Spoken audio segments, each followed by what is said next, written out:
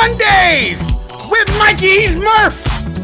We talking Raiders and football dirt. Cause this is our draft preview special and a free agency review. It's Mondays. Once a month with Mikey and Murf. It's Mondays with Mikey Murf. Let me turn down the other audio. That's right, I had it on two screens. I messed up again. It's been a while. So let me get to the wrap. It's the draft special. We're going to do this big. He's Murf. He's my best friend. We're going to have a good time. We don't want no ghosts. I ain't afraid of no ghosts, so let's toast. It's draft time on Mondays with Mike and Murf. He's got a Get Made t-shirt from the Fan Cave. It's time for Mondays in Mikey and Murf. Don't you know? All right, Murf, what's up? Once again, we are on the air, nation. He is from Murf's Fan Cave. I'm Mikey Raider. Introduce yourself to the world and let them know what's going on. It's been a month since they've seen you, Murf. It's been a while, Mikey. It's great to be back here for our monthly episode of Mondays with Mikey and Murf. So glad to be back here on Air Nation, and appreciate you asking about our show. We do a little thing called Raiders Fan Radio, which is on the Murf's Fan Cave podcast network. You can check that out at any time on the YouTube at youtube.com/Murf's Fan Cave. That's MURFS Fan Cave. And then you can also find us anywhere you can find an audio podcast. Just search Murf's Fan Cave and you will get our flagship show, which is Raiders Fan Radio. You get the audio version of this show, Mondays with Mikey and Murf. And then you get the Fan Club Blitz with Splatterhead and Fitz, where they cover all of the different fan club raidery things that are going on around the country. And so thank you for supporting us in that way. And yeah, if you go to our website, RaidersFanRadio.com, or the other website, MurfsFanCave.com, you can get one of these t-shirts. These t-shirts are the Get Made t-shirts. And all you got to do to get made is call our show 3 times. You can call 3 times, you leave a message, we play it on the air, and then you become a made man on the show on Raiders Fan Radio, or made woman. And then you get the, you get the shirt. You get the shirt no matter what. But if you want to get made on the show, you got to call and leave us a message 3 times and get it played. Thank you for asking, Mikey. Love you, man. Great to be back. Thank you, man. Every time I need to get made, I gotta go. Hey, now. Cross country. Cost you more than $20. Cost me about like 200 and stuff for about 30 minutes to get made. It's a tough time sometimes. You and Bob Kraft, Yeah, me and Robert Kraft, we got to get made every once in a while. Yeah, I hear you. Hey, but you know what? Speaking of the NFL draft, today we're going to go over a free agency review, and we're also going to talk a lot of draft from our perspective and trade scenarios, and it's going to be a good time. But speaking of the NFL draft, is it in your area, and don't you have an event with the Fan Cave going on in Tennessee? Yeah, thank you for asking that as well. So super cool. So for those of you that don't know and are new listeners to the show, I'm originally from San Jose, California, born and raised in the Bay Area, grew up a Raider fan, relocated to Middle Tennessee, took my Raider fandom with me, and now I live just outside of Nashville where the draft is. So just the other day, actually, Mikey, I went downtown and went to check out the new stage, and it's about 200 yards long and takes up the entirety of one of the city blocks downtown. It's right on the river. It's absolutely gorgeous. Check out the Murf's Fan Cave YouTube. You can see my little video down there of it. But yeah, so the draft is over 3 days. So Thursday, we're going to be right in the middle of the crowd. They're expecting about a 200,000 plus attendees to this thing. It's going to be like New Year's Eve down there. So we're going to be right in the middle of that for all 3 of the Raiders' first picks. We're going to be right in the middle of that for the Raiders' 3 picks in the first round. Then Friday, we're going to be at the NFL Draft Experience, which is across the river at Nissan Stadium. That's where they're going to have all the different concerts, all the different promotions, all that stuff will be going on, all the games and whatnot. We'll be there for that. And then Saturday, we're going to be doing a live stream. So Saturday, we are going to be about 10 minutes outside of downtown at this place called the Bavarian Beer House. These people were nice enough to give us this big room. It's one of the big giant Hofbrau houses and stuff where they do the beer and the sausages and the Oompa bands and all that stuff. So they got us this side room. We're going to do a live stream of Raiders Fan Radio. We got about 50 people so far that are coming that we're going to meet up with, plus more. Those are just the confirmed ones. But we're going to rotate through. So a lot of the made men on our show. We're going to have guests. We're going to have some media guests. We're going to have all kinds of fun stuff going on that day. We're going to be doing a live signing of the Al Davis book, this book right here, the Behind the Raiders Shield. Steve Corcoran. He's at a minimum, we're going to have the book signed signed, he may be there live to answer some questions and spend some time with. But anyways, we got lots of stuff going on around that. So if you're not coming to the draft, definitely check out our YouTube feed. We'll be live streaming like crazy. People are going to be sick of seeing us, Mikey, after the 3 days because myself, my Uncle Mosh, our buddy Aaron, the Q-Dog Raider, we're going to be all up in the draft for all 3 days. It's going to be amazing. I can't wait. I wish I could go, but I got life issues. I ain't got no money to travel, and I ain't got no health to become made out there in Tennessee. Well, it's coming, brother. It's coming. Last time I visited you in your fan cave, and now it's time for you to make a trip and get out here. And wouldn't it be fun to do a live Mondays with Mikey and Murf from the fan cave here, dude? That'd be a blast. Man, I want to go to the draft. Maybe next year, depending on your situation, you can come down to Vegas. I think I'm gonna. That's a done deal. I didn't mean to cut you off. I think I'm going to try my best because it's only about 4 hours away. I think I'm going to get my health as right as rain, and I'm going to get up a few $100s, and I'm going to that draft like I got to. Well, let's definitely do that. And, we'll obviously sidebar quite a bit about it, but I've already got plans being made for next year's draft as well. We've made some amazing friends in doing our show, our podcast over the years. And we've gotten aligned with some really, really cool people. And there's going to be some amazing things going on around our show for the draft. And so let's definitely do that. Definitely plan on seeing Mondays with Mikey and Murf together at the draft down in Vegas, man. That's you can just pretty much call that a done deal right now. We'll work out the particulars later. It'll be a Saturdays with Mike and Murf, but then it'll probably air on Monday. Yes, absolutely. Because we'll need recovery time and then edit time and then post it up. Man, if we go to Las Vegas in 2020, I'm so old nowadays. I'm afraid like I got no life left in me, because of health and financial, that I'm going to live it up a little too much. And I don't know if I'm going to actually have videos online of some really bad stuff. And they're going to use it against me like Antonio Brown and everything. I might go to jail. I don't know what's going to happen. Hey, you know what? I'm not a country music fan, even though I live outside of Nashville, but I do like some country lyrics. And there's one, I think it's Toby Keith, I want to say. And he's got a song that says, "I'm not as good as I once was, but I'm as good once as I ever was." That will be us in Vegas. We'll ball out for one night and then have to recover for the rest of the 364 days of the year. I'm telling you, you know the slogan for Vegas, right? What happens in Vegas stays on YouTube. Hey, or what happens in Vegas started in Oakland, if you ask us. Ooh, that is a good one. It's on our, all right. T-shirts on that one too. That's a good one. You know what?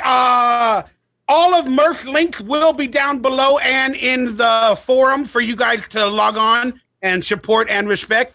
And here it is, Murph. Are you ready? I'm ready, man. I'm fired up, man. I'm excited to be back. I love this show. I miss this show, and I miss hanging out with you as much as we do during the regular season. So, yeah, man, I'm fired up. All right, let's do this. Let's see what type of nonsense we can get into. And I think I'm going to disagree just to disagree to be an asshole today.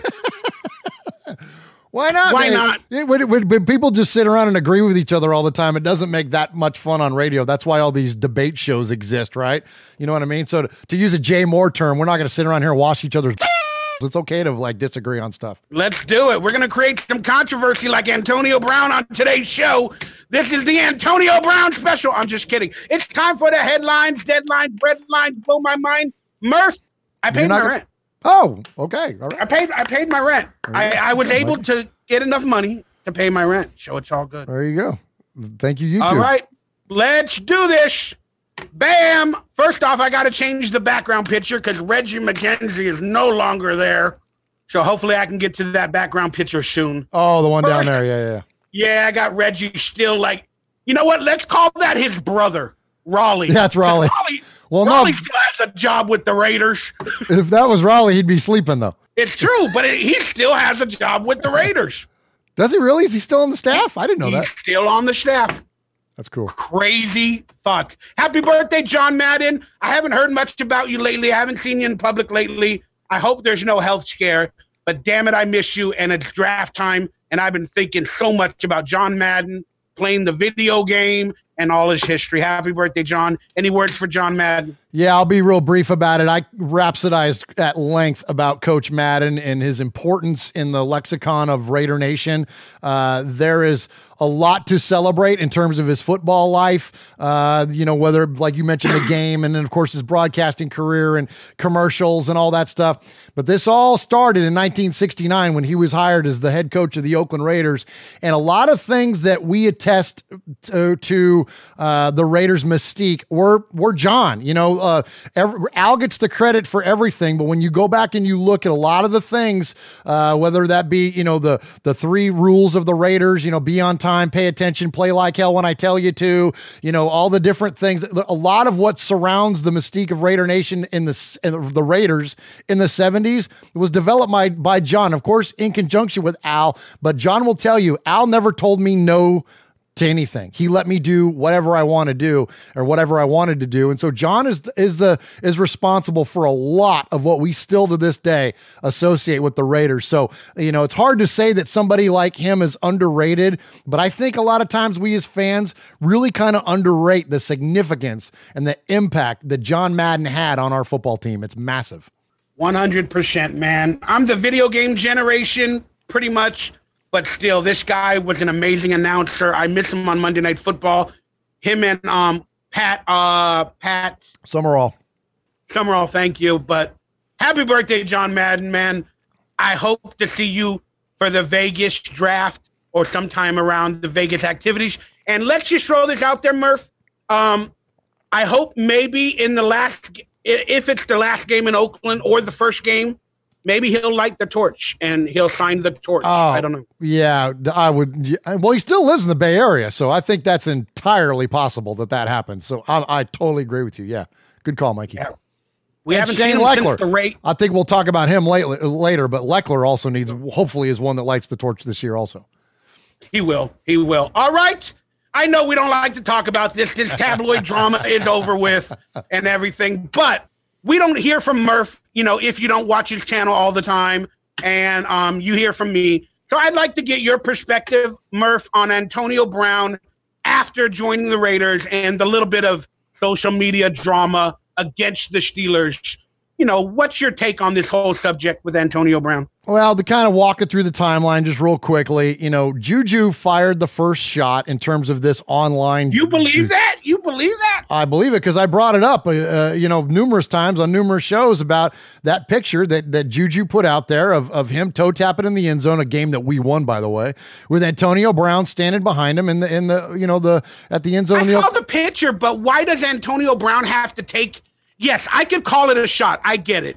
But why does every person or human being have to take it negatively? Who cares? If you see it, it's like, whatever, screw him. I got my money. I'll move on. He took it negatively because it was a negative comment directed at him. So, you know what I mean? You can handle that 2 ways. You can ignore it or you can respond to it. And he chose to respond to it. Now, look, this is not in season.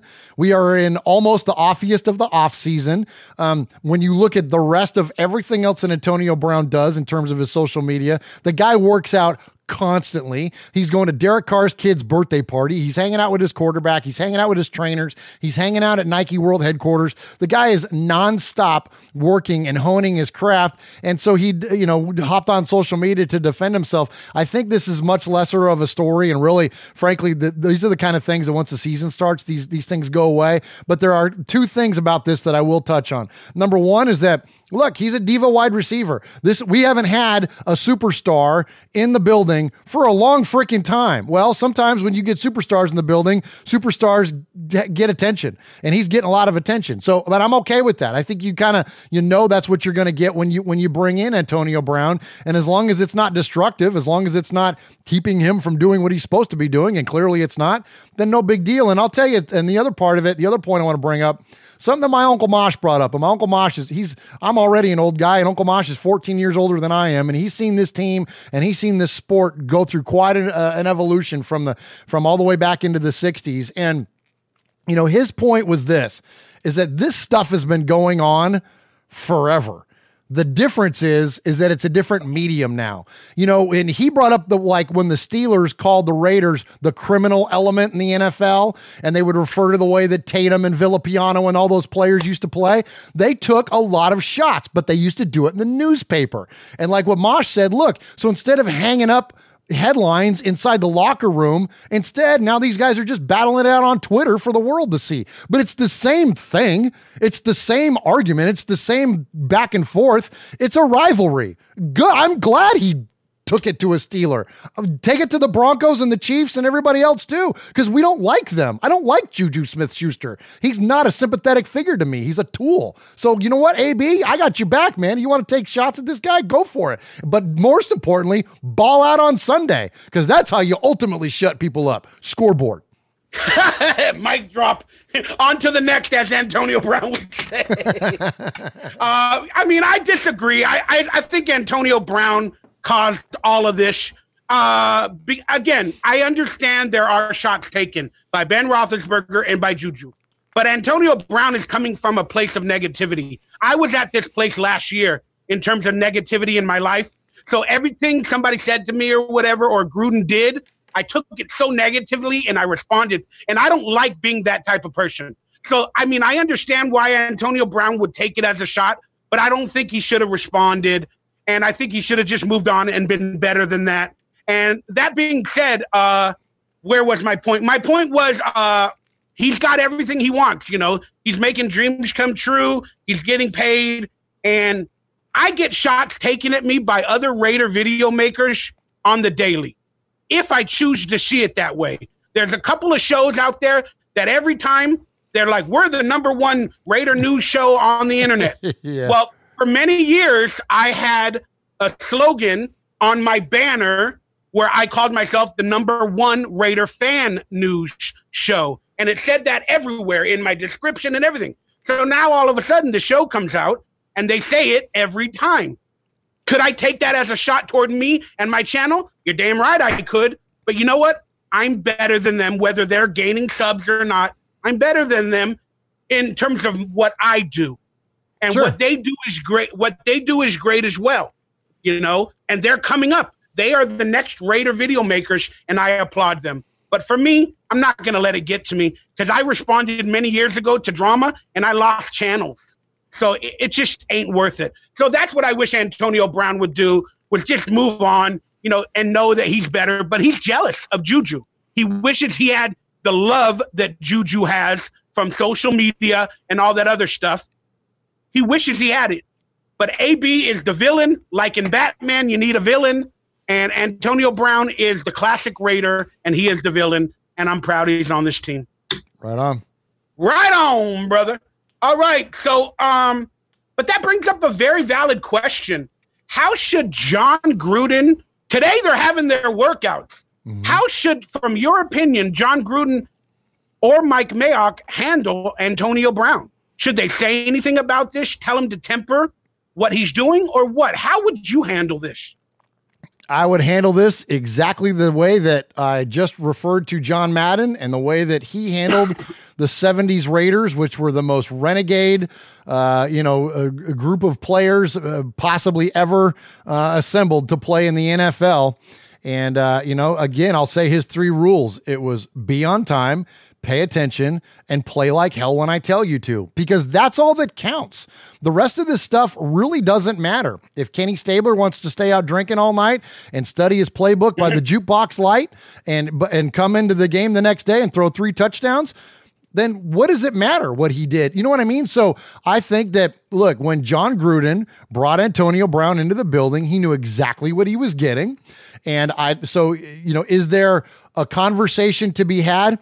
As long as he's doing his football life correctly, which again, by all accounts that he is, I don't see it. They got better things to do. And Gruden is all business all the time. You know, when you listen to Mayock talk about their working relationship now, I mean, they don't have like, hey, how you doing? How's the family kind of engagements? It's all business with Gruden. I mean, he said even when they go out to dinner, they'll have a few niceties or whatever. But outside of that, they're talking shop. So I don't think there's any room for Gruden to be like, all right, sit down here, AB. Let's talk about your Instagram feed. I don't think he cares. I don't think he cares, not one single bit. So you ask me how it's handled? I don't think he handles it at all until it poses an impact on the field. At that point, he'll intervene, but I don't think he'll ever get that way. Yeah, I mean, I tend to disagree. I mean, of course you want Gruden to let people be who they are, But that's Gruden the whole is freaking Raider way. Like, that's the thing that, and I'm sorry. I mean, I cut you off. I apologize for that, Mikey. Go ahead. Let you finish. I'll shut up.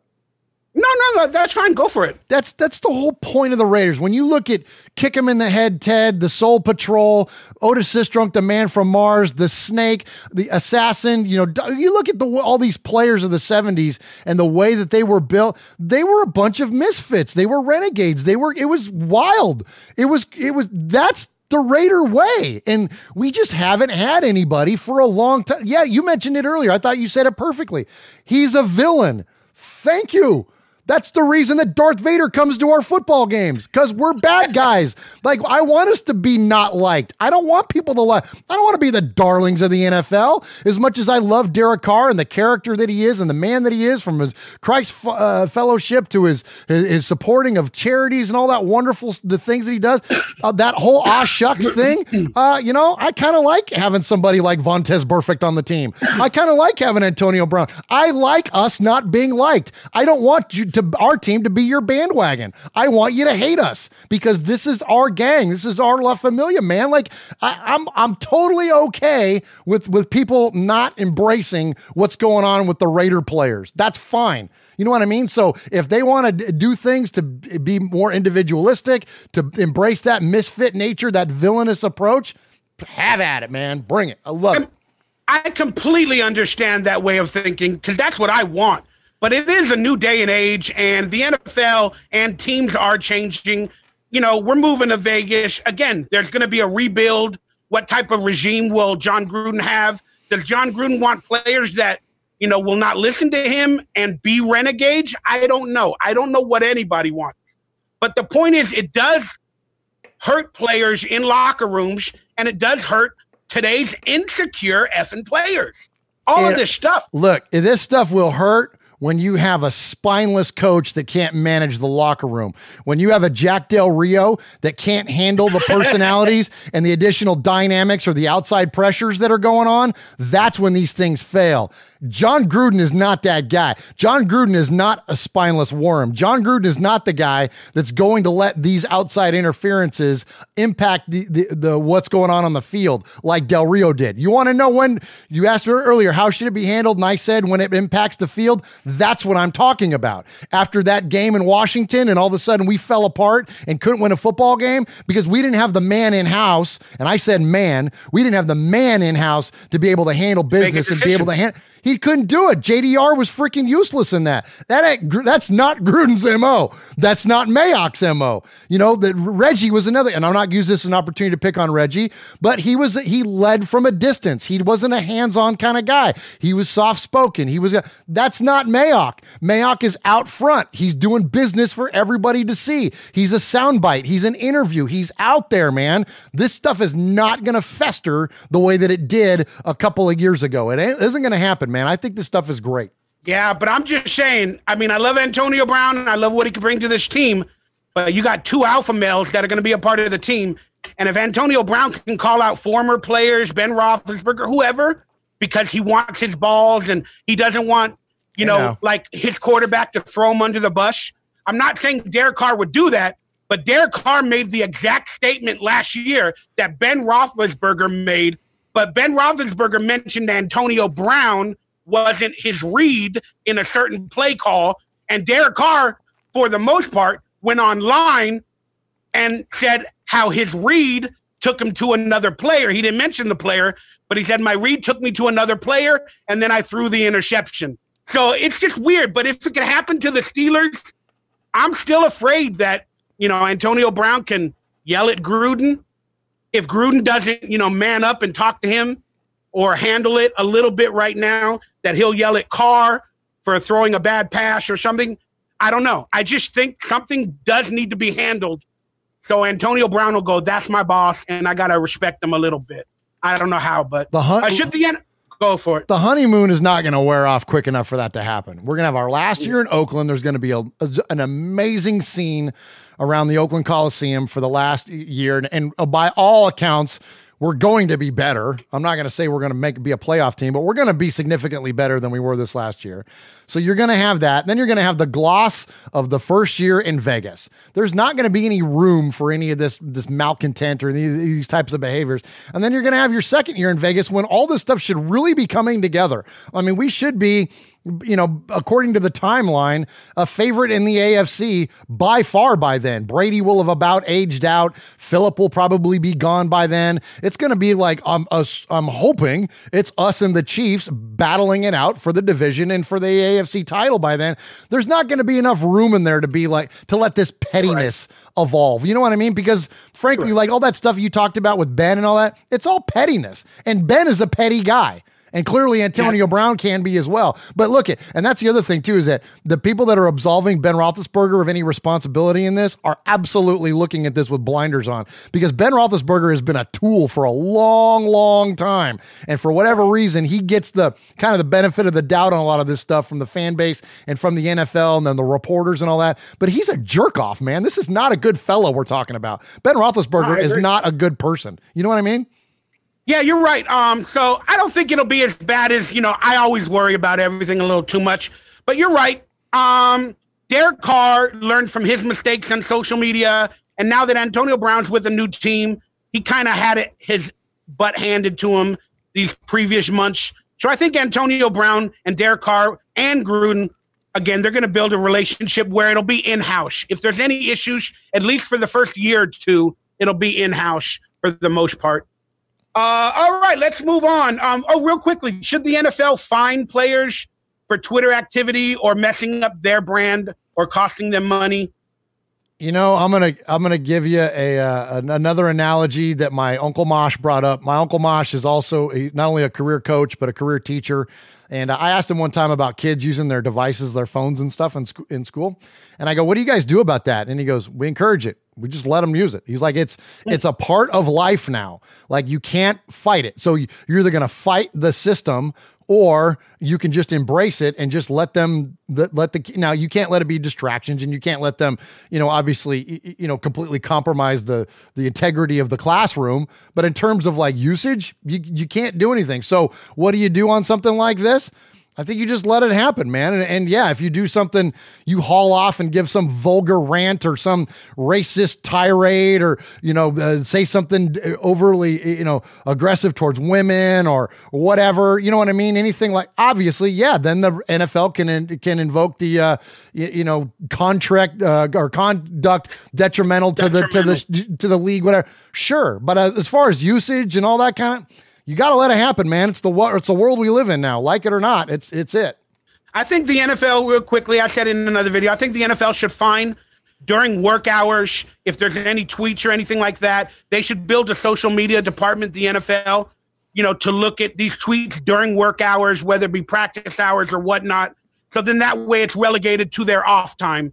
Then for the NFL teams themselves, like the Raiders or whoever, they should create a PR department that teaches players, try not to respond, try not to react accordingly. Let's hone in our feelings. If you got an issue or something, just take a day or two and let's think about it. Do you need to respond? Is it really hurting you, your wallet, your family? And, let's just try to be a better human being in terms of PR. And then the PR department that the teams build can help players build a brand. Whether they're a popular player or not, they can help them build their YouTube channels and stuff like that the correct way. So I think NFL and the NFL teams need to look into social media and creating departments to help players with that aspect. It'll save everybody money and a lot of headaches. Phenomenal idea. All right. Mike Mayock doing an excellent job. Very out front, very transparent. I love what he's doing. Had his first pre-draft press conference with all the pressure he's got on him being a media analysis turned into a GM. The entire media world is waiting for him to make any damn mistake. And this guy has got so much damn pressure on him. But I love what he's doing. And this is what he had to say about pressure. He said, "As John keeps telling me, don't mess it up, dude," Mayock said on Thursday in his pre-draft press conference. "I took a lot of slings to get you 3 first-round picks." Well, I just want to say that's a good thing and it's playful, but I could also look at it as, why is John Gruden publicly and constantly telling Mike Mayock, don't mess it up, dude? Is he creating a fall guy? I don't know. I think that's a fair question. I think that there's probably some self-preservation in there, but also, again, I can only go off of what we hear from those guys say, and their working relationship is phenomenal. Mike Mayock knew exactly the environment he was getting himself into when he took the job. So, I mean, clearly he doesn't have a problem with it. So if he doesn't have a problem with it, then I don't either. And let me say this too. Gruden's not wrong. Like, yeah, he can't mess this up because we've already caught enough crap for the way that the Raiders conducted themselves in terms of player personnel over the last year. If we whiff on 3 first-round picks, you know what? I mean, the freaking pitchforks are going to be out, dude. Like, it's going to be insane. So I agree with John. You know what I mean? Absolutely. But here's the thing. He's not going to mess this thing up. Gruden or Mayock, he's the absolute top-notch guy in terms of player evaluation, probably in the world. So, you know what I mean? Like, I don't think that we're running any risk of that. Now, that's not to say we're going to knock all 3 picks out of the park, but yeah, I think if anything, Gruden has so much confidence in Mayock that he's not afraid to say something like this, like, don't mess it up. You remember when in the Khalil Mack draft, you remember all the players that were on the board? Like, Reggie had like 4 or 5 different players that he had to pick from, and none of them were misses. And still to this day, you know what I mean? Like, there are some drafts where it's like, all right, you can't screw this one up, man. And I think that when you look at what the Raiders have available to them at 4 and even in the latter rounds, this thing is so deep on defense. I don't see like an obvious way for them to like really screw this thing up unless they take like Daniel Jones or something in the 4th pick. Like, aside from something like that, I don't see any way that this goes in crazy at all. I'm still a little salty at Gruden for all his comments last season, last season he came in and all of a sudden Reggie McKenzie's messed up all the draft picks and this and that. And then now all of a sudden in Mike Mayock's first year, he's publicly telling him every day, don't mess it up. I don't know. Imagine Gruden fires the most coaches and general managers or whatever in the history of the league, I think, or he does it a lot. Could you imagine me, firing a bunch of people and then bringing you in, Murf, to do Mondays with Mike and Murf, and the show's named after you, and then me telling you every time before we do a show, don't mess it up, dude. Like, I don't take that as a joke. I would be like, dude, you hired me. My name's on the show. I ain't being fired. Shut up. But that's how I take it. But long story short, you're completely correct. Mike Mayock, he understands the pressure, and he even said it in that statement. He goes, if we lose, I'll get fired, and I'm perfectly fine with that. But I love it. I mean, he's taking on the pressure, and he's speaking about it publicly, and I can't do nothing but applaud the guy. Hey, real quick. So I just looked it up real quick. So listen to the 2014 draft. Now there are a couple misses in here, but listen to the names on this list. I'll just go the first. Let's see. We'll go the first 15 picks. Okay. We got Jadeveon Clowney, Greg Robinson, Blake Bortles, Sammy Watkins, Khalil Mack, Jake Matthews, Mike Evans, Justin Gilbert, Anthony Barr, Eric Ebron, Taylor Lewan, Odell Beckham Jr., Aaron Donald, Kyle Fuller, and Ryan Shazier. Like the majority of those first 15 picks are home run hit. Those are like some of the best of the best. Like, it was almost impossible for McKenzie to screw that draft up. He lucked into that draft. I'm saying every person fell to him from my perspective. Yes. And then to pull Carr in the 2nd round. Well, listen, I think that's this kind of a draft. Like, when you look at those monster defensive players that I just named off, you know what I mean? And I think that's what we're looking at this year. So I don't think that there's a lot of room for Mayock to really blow it on this one. I think we're in good shape. You're right. Again, I like what he's doing. He's going to do a great job. So Antonio Brown is visiting Derek Carr every single day. Basically, Derek Carr has to man up, because he's got to deal with Gruden, and now he's got to deal with Antonio Brown's personality. Derek Carr is kind of a sheltered man. You can call him insecure if you want. He's a great person, but he doesn't really lead off the field or really take on that leadership role off the field. And I don't think Derek Carr took on that leadership role in 2017 or 18, 100%, because he had so many people that were he just wanted to listen to and do what they say. But in 2016, he was having fun. He was leading the team. Everybody respected him and believed in him. And then again, the injury happened. And then next season, we had Marshawn Lynch on the team that added an alpha male personality. And I'm not saying Marshawn Lynch affected Derek Carr in 2017, but I think it might have had something to do with Derek Carr, in terms of personalities and Derek Carr knowing he's the leader of the team. When a player like Marshawn, who's beast mode, comes to the team full of urban players and he comes from that lifestyle, it changed the leadership role. Then we had the politics in 2017 in the Washington game. Derek Carr lost the team, but that team has been removed. But now Derek Carr's got another alpha male personality that will lead players in the locker room, in Antonio Brown possibly as well. So I basically say, hey, Derek Carr, you've learned a lot and it's time to man up. What say you on that situation in terms of Derek Carr?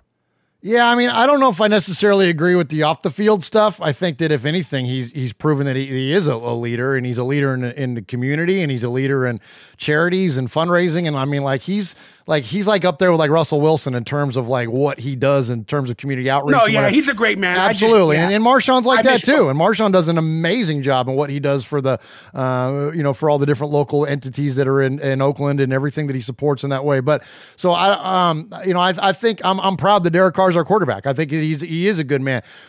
Here's where I would be critical of him. And for those of you that want to call me a bootlicker or an apologist, here you go. That I said it at the top of the show, that aw shucks kind of, we'll get him next time, not Tiger Woods, but you know what I mean? That we'll get him next time. That runs a little shallow with me. And especially when he is up there on the podium saying, hey, look, this is all my fault. This is all my fault. This is all my fault. This is all my fault. Now, I'm not telling you to shirk any responsibility, but it is okay for you to kind of get into your players a little bit in the game. When you look at some of the greats and to pull it to Raiders history, you look at Gannon, he wasn't afraid to kind of give somebody an earful, and not in a disrespectful way, but in an aggressive, energetic tone, let somebody know that, look, we can be better. And I don't think there's anything wrong with that. And we don't see that out of Derek Carr at all. And I would like to see him elevate that part of him a little bit, because I think he's fully capable of it and deserving. Because you got to have here's the thing, is that to be that way, you got to have the juice to back it up. You got to be an MVP like Rich Gannon. You got to be Dan Marino or Phillip Rivers or whatever. You got to be that kind of guy to be able to do that. Well, look, Derek's got the numbers. So he's okay. He's got the talent. We know that. He doesn't have the wins. That's coming. But I think he's got enough to back up any of that type of mentality. So I would like to see him, yes, to short answer your question, elevate that leadership a little bit more in the moment. Because when we're away from everything, I think we're doing okay. It's in the moment, on the field. That's where we want to see it. Yeah, I misspoke when I said leader off the field. I more so meant hanging out and taking responsibility for what his teammate do off the field. If somebody tweets a beef or says something, I don't see Derek Carr stepping in. He feels like it's not my place. I'm going to let them be what they want to do. But you know what? If you have a problem with something, let them know. Whether it be on the field or off the field, just go, you know what? Hey, I didn't like that. I'm going to get you the ball next time, and you're going to be there. That's how it's going to work. Derek Carr, too, also something that I think is a little bit of a misnomer about him as a man, is that he's also very much willing to defer to his boss. Whether now that was Del Rio and now John Gruden, everybody wants to get on him about the checkdowns, right? Remember last year, nice. What I mean? But he was throwing checkdowns because that's what his coach told him to do. And so he's not going to say, well, Gruden told me to do it. You know what I mean? That's not in his character. What is in his character, though, is to follow the chain of authority. And if your boss tells you to do something, you're going to do it. And so now he's got a better boss than he used to. But I think, again, a lot of that leadership stuff that might have been missing in Carr, it was because the new boss is like the same boss. Remember that song? Heck yeah, man. But because I think he was willing to defer that leadership to the boss. He was willing to defer that to Del Rio, and Del Rio was not a good leader. He was not a good boss. But now we got a great one. So you got your leader. The Oakland Raiders leader is John Gruden. That's it. Well said. I mean, it's going to be an interesting year. It is Derek Carr's test year. in terms of the media, Gruden and everybody. He's got to bring it this year. There's no more excuses. Again, to go back to me being critical of him, which I'm not fond of being, but the point is, for what the bottom line is on this one, is that there is no more excuses. You've got targets. You're going to have a much improved offensive line. You're going to have a much improved defense. You know, I'm not expecting you to be perfect, but no more of these dumb passes getting picked off in the end zone. No more throwing stuff up for grabs. Like, those days have got to be over, DC. We've got to be beyond that now, because you're not going to have the excuse of a lack of surrounding talent. You know what I mean? I mean, I'm not saying we're going to win a Super Bowl, but top to bottom, this roster is much improved already. It is Derek Carr's team, and I'm telling you, after the draft, when the Raiders do not draft a quarterback, Derek Carr in his soul will go, you know what? I am their guy for at least this year until 2020 or the end of 2020. Let's be honest. You know, the future doesn't know what it holds, but he's their guy. Can they handle the pressure? Both of them with Antonio, Gruden. Do you think they can truly handle the pressure of this year and the draft? Mike Mayock and Derek Carr? Absolutely. Definitely. You know, again, does that equate to wins or whatever? I don't know. But as far as handling the pressure, compared to what we've seen in Del Rio and Dennis Allen and other people that have been part of this organization in the recent past, absolutely, I think that they can handle the pressure. They've got the resolve. You know, I think they're good. And it certainly our coach can. I mean, he's got a 10-year contract, so he ain't worried about nothing. Man, this is going to be a pressure-filled draft, a pressure-filled season. Gonna be fun. Speaking of pressure, just quick opinions. Will the Raiders be on Hard Knocks this season? And do you want them to be? Yes, I want them to be on it because I love the Oakland Raiders and I love these shows and the fly on the wall approach to where you get to see the inner workings of a football team. We've already seen now the Ravens and the Bengals and the Cowboys and all these other teams. So yes, I want to see my team. I think that because the Mayock and Gruden factor and them and their history in broadcasting, I think they would be great. I think this would be a great showcase for a guy like Derek Carr. I think Antonio Brown is absolutely made for these things. And here's the thing is that when you got players and people like that, it won't phase them. Like, they won't be the quote distraction because they'll be able to handle it. They're equipped to be able to handle this kind of stuff. So yeah, I'm not opposed to it. I mean, again, as long as it doesn't impact on the field, I want all the Raiders all the time. Like, give me more. So yeah, I'm in. Well said. I couldn't say it better myself. I'm 100% on board, but do I think I want them on Hard Knocks? Do I think they will be on Hard Knocks? I do. There is no better year than a final year in Oakland for that history, and there's no better year to show a stadium being built, to have Antonio Brown first time on the team, to have John Gruden and Derek Carr, and these top 4 draft picks in the first 2 rounds coming to the Raiders, with draft picks in the future, and then Vontaze Burfict, who concussed Antonio Brown. Like, how are they going to react on the field, at practice, during each other? Are they going to come after each other? Are they going to set a tone? Oh, the drama. I can't wait. They need to be on Hard Knocks. I don't care what any of you say. I will tune in 2 hours early. I will pregame on my YouTube channel. I'll be like, it's like Game of Thrones to me the other night. I'll be like, let's go. It's the first episode of the Raiders on Hard Knocks. I can't wait. Mikey Raiders got his chicken wings out. Mikey Raiders got his bean dip out. Mikey Raiders got his Doritos out. And you know what? We're going to live that hard knock life, baby. Love it. Love it. Let's go. All right. The Raiders and the Packers are going to play in a preseason game to be determined where. They're losing a home game. Do you think it'll be in Canada? Or what are your thoughts? I don't know. I think that our schedule is just going to be funky until they find their home completed in Las Vegas. You know, we've lost home games during the regular season now, how many years in a row? And so now 5. they're losing it. Yeah, so now we're losing a home game to the preseason. Yeah, because look, the NFL doesn't like us playing in Oakland. I mean, I don't think there's any mystery around that. To us, it's gorgeous. There's nothing prettier to me than a night game and seeing the Oakland Coliseum and and the black end zones with the silver lettering and that bright green field and the dark sky and the stands all black. I mean, it's beautiful to me, but it's not beautiful to the NFL. The NFL, it's a dump, but it's our dump. But they don't want it on TV. So the more that they can take away from it, the more they're happy to do so. And look, and the Raiders aren't going to fight them because the Raiders got what they wanted, and that was the approval to move to Vegas. So they're not going to buck the NFL on that. So no surprise. It just sucks. Like, I mean, think of the season ticket holders in Oakland, and they're losing games left and right. Then they're even being called this offseason, hey, they're moving to Vegas in 2020. But do you want to renew your season tickets in 2019? We're losing 2 home games, but you're still going to pay the same value.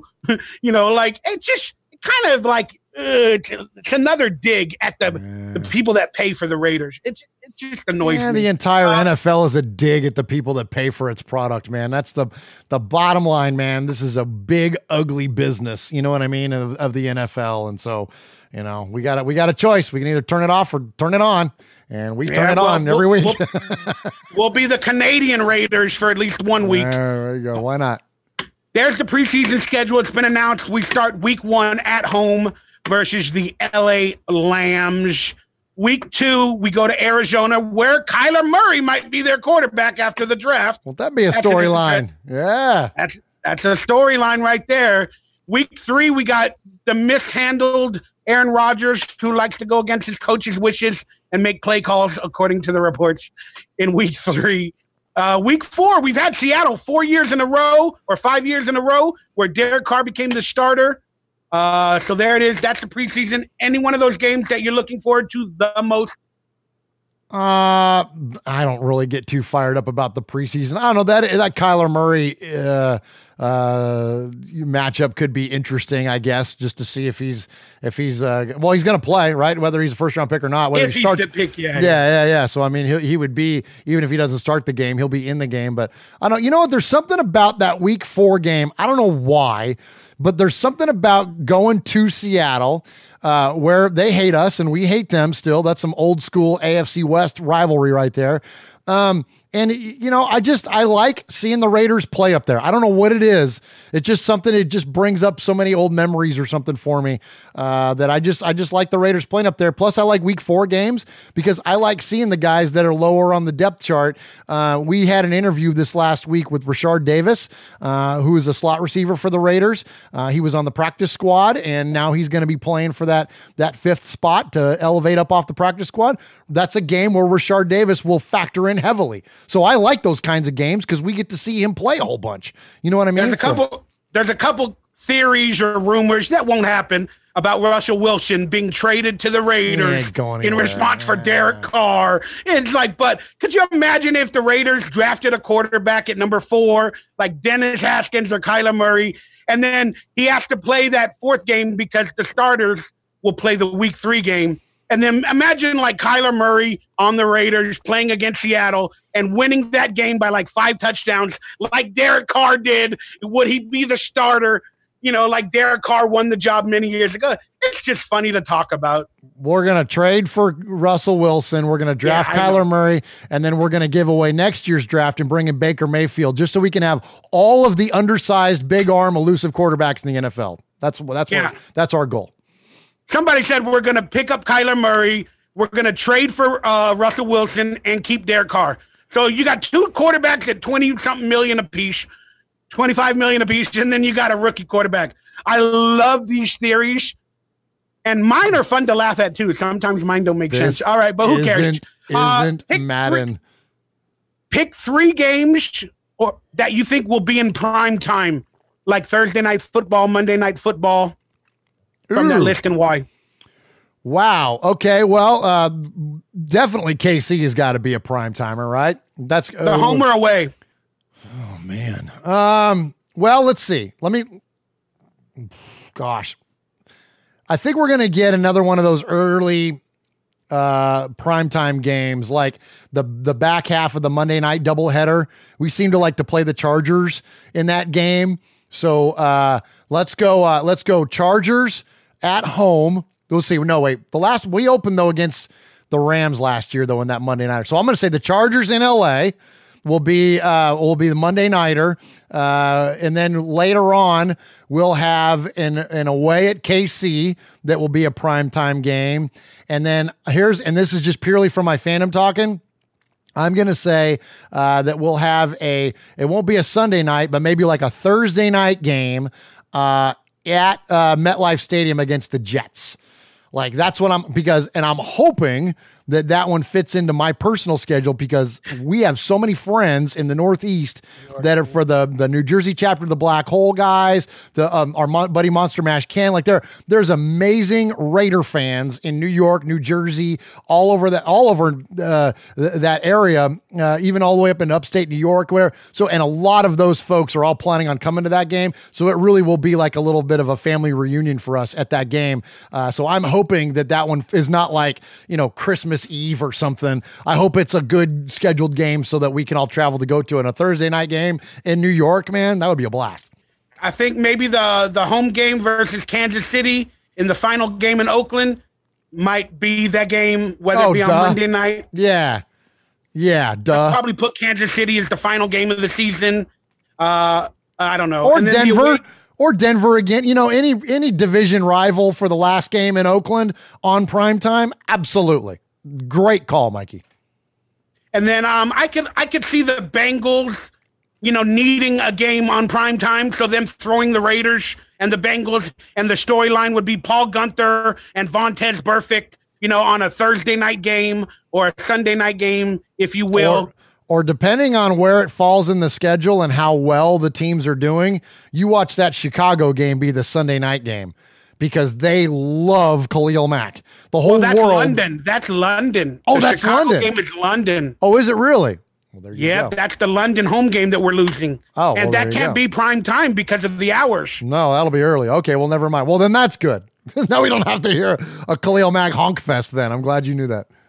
Who knows? Maybe they'll change the time. Maybe they'll make the game 11 o'clock at Sunday or something like that. I don't know. But so those are the two games that I'm looking at, Bengals, Kansas City Chiefs at the Raiders home. Then we'll definitely have one away game. And I wouldn't beg to differ that it's the Houston game because it's West Coast. And I don't know. Just Houston has a lot of fan base that are Raiders as well. Yeah, great Raider fans in Texas. That second only to that New York, New Jersey area. And when you look at I'll give you a little bit of inside baseball here. When you look at our heat map, like where people listen to our show from, California is number one, and frankly, Southern California is the biggest market. Not too distant of behind that is Texas and New York, New Jersey. Like Texas has tons of Raider fans. That'll be a great game. All right, on to Shane Lechler, who was drafted by John Gruden. Him and Sebastian Janikowski were both drafted that same year by Gruden. He went to the Texans, speaking of the Texans, and now he officially retired from the NFL. And I wish the Raiders would give him like a 1 or 2 day contract coming up and let him officially retire as a Raider as well. Do you have any thoughts about Shane Lechler or stories or anything you'd like to talk about? Yeah, he's the greatest punter in the history of the game. There's some different dynamics going on when you contrast him and Ray Guy. And if you're interested in hearing about that, we did it on the last episode of Raiders Fan Radio, where we actually broke down the stats, stat line by stat line. And there are some other things that came into play. But the bottom line is that Lechler had the highest in terms of average punts, career, by season, total length. I mean, everything. Shane Lechler is the man. When you look at their Raider careers, Shane Lechler and Ray Guy are very, very similar in terms of total games played and years and all that. But in terms of the numbers, the big ones that count, Lechler has him over Guy, and Ray Guy is the only punter in the NFL Hall of Fame or the Pro Football Hall of Fame. So absolutely, I hope that he could sign a 1 day contract and retire a Raider. Either way, I would like to see him go in as a Raider, which I think that he will. But yeah, he's one of the absolute all-time greats at his position, and I'm proud that he was a member of our team. And you mentioned or you asked what was something memorable about him. I remember the 2011 season when not only did he uncork an 80-yard punt for the longest in franchise history, but he also threw a touchdown pass to Kevin Boss. Man, that was awesome. So I miss Lechler, man. He's a good dude. Yeah, he's labeled alongside Charles Woodson to announce a draft pick, but he was labeled to do it in the 3rd round, and the Raiders don't have a 3rd-round pick. Yeah. Charles Woodson is labeled to do the 2nd round, and a lot of Raider Nation is saying, come on, NFL, let Charles Woodson do the 24th pick in the 1st round because Charles Woodson is number 24. It just goes hand in hand. Yeah. But we might have a 3rd-round pick. So, the Raiders might trade down from the 4 to 7 or 8 or whatever and maybe get a 3rd-round pick. So maybe Shane Lechler or maybe the NFL knows something that we don't know because they labeled him as the 3rd-round announcer for the Raiders. Good point. Pretty interesting. All right, this is a stupid story to me. I just want your thoughts on it. I don't think we talked about it. There was a story that came out a few weeks back that the opening of the new Raiders stadium has been delayed by only 4 days. I mean, what kind of a story is that to give a delay of only 4 days? Why does it need to come out? Why does it need to be announced? The original date for the stadium opening was July 31st. And now because of the delay, the new date is August 4th, which is 2 days before the preseason. I said it was a stupid story, and they're only releasing a 4-day delay because they're going to delay it even more with more stories to come. And also, the Raiders signed a contract with Oakland in case they need 2020, they can play in Oakland again. So I truly think there's a good possibility the stadium might come out with more delays, and it might not be available in 2020. What are your thoughts on this subject? I am going to save the entire listening audience of Mondays with Mikey and Murf. I'm going to save them from my big time media, especially sports media tirade, because this story was put out by Mike Florio, who has a big boner for the Oakland Raiders. And for whatever reason, it was an official delay, though. It was an official delay. This is such a non-story. Clearly, anybody that's wound up about this has never been around nor heard of any construction project ever in the history of the planet, because aside from the convenience store down on the corner from your house, not your house, the proverbial you, aside from that, these things do not necessarily always go up exactly on time, because when you build things, especially $1.9 billion freaking stadiums, Mike Florio, yes, things can possibly get delayed. This is a non-story, and it was only put out there because this guy doesn't like the Raiders. And you know what? I like him even less. He can go F himself, and I'm not going to talk about this anymore. It was put out by Rick Velota. It says right there, posted by Mike Florio, March 21st, 2019. F that guy. Underneath, I put the actual story guy right there. It says Rick Velota of the Las Vegas Review-Journal. Yeah. And then Mike Florio took on that story from him. He sure did. From Las Vegas. And this is a local guy doing local guy things, which is reporting this, which is fair. Then you got a national guy running with it because the national guy has a case of the ass for the football team. I couldn't agree more. I just thought it was a weird story, and it just annoyed me. Made me concerned. I was like, what's going on? I need to figure it out. You got me to say boner on this show for the first time.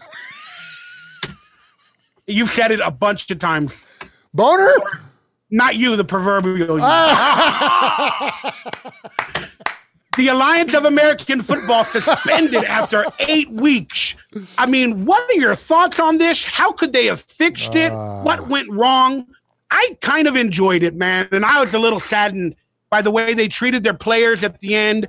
I don't know, man. And you went to a game. You saw the Birmingham Iron VIP. What are your thoughts about this league and what happened? Well, I was saddened to see that it happened the way that it did, and unfortunately, the NFLPA is what impacted this league because they were dependent on practice squad players, and without those players available for the rosters, it just the domino effect of that was too much for the league to be able to withstand it. The Birmingham folks were amazingly kind to us.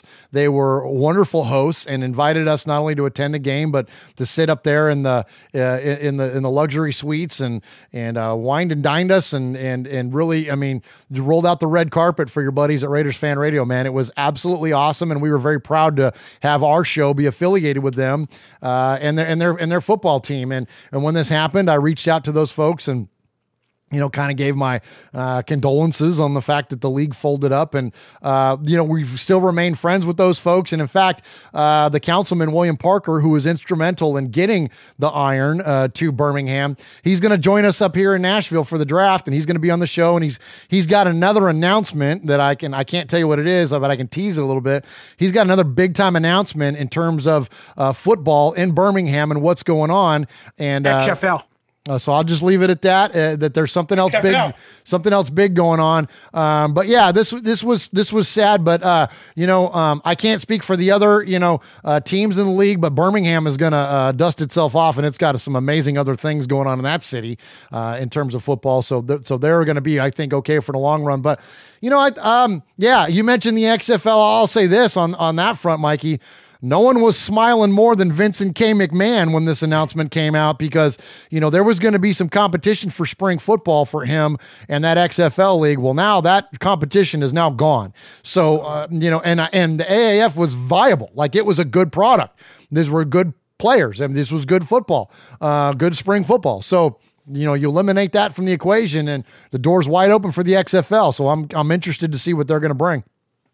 So you think it was all about not getting the NFLPA players or the college players or what have you that folded the league, not money? 100%. Well, of course, it always comes down to money, but they didn't have the amount of money they didn't have the amount of money to sustain it. You know what I mean? You can only take a hit so hard. You know what I mean? And they just didn't have enough to back it. Because these things take a while before you really get good, solid revenue streams in.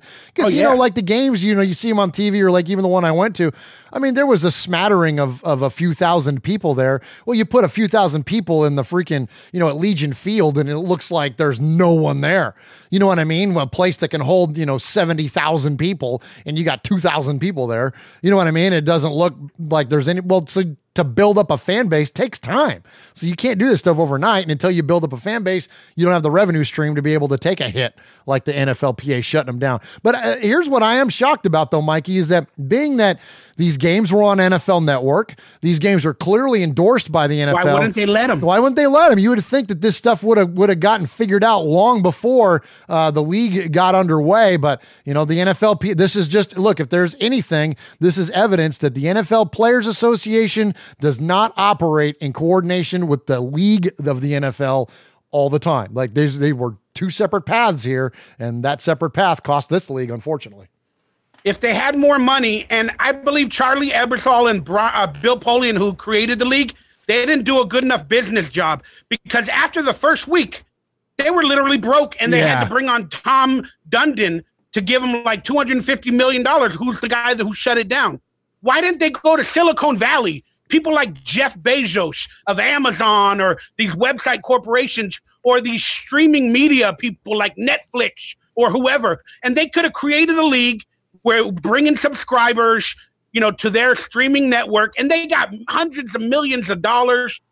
They made a real bad business decision. And if they had that money, they could have paid the NFL Players Association, and, they would have got players, because the monetization would have been even better. I think that you made a great point right there, Mikey. And I think that if anything the AAF did that was very, very well done, was that when you look at the way that their app is constructed, and like how the fantasy element of it was really, really well done. I think you're going to see that in the XFL, and who's smart enough to do exactly what you just said and has the juice to be able to do that and knows the right people is Vince McMahon. Like, it won't be in the XFL. The AAF was kind of aligned with the NFL. They wanted to be, or they were. I think the NFL is going to buy that app or that situation from the program. Well, I think the NFL is going to do that for this year to add to fantasy football. That could be too, because that was extremely well done. And if there's just like there's remnants of the USFL in today's NFL, I think that's what the remnants of the AAF are going to be. But yeah, good stuff, man. I love fantasy football, and I love that application where you could pick the plays and guess them. I thought it was great. John Gruden's a madman. I'm just going to say it. We brought in Vontaze Burfict. Do you believe he is in Gruden's 1998 world, the enforcer like Bill Romanowski, to set a tone for the team and to be that crazy leader of the defense? Do you think he's John Gruden's enforcer like Bill Romanowski? It's hard to say that he's not. I'll just say that. It's hard for me to sit here and think of a reason where he wouldn't be that. When this move first was made, I mean, I was kind of against it because I feel like we already have a target on our back.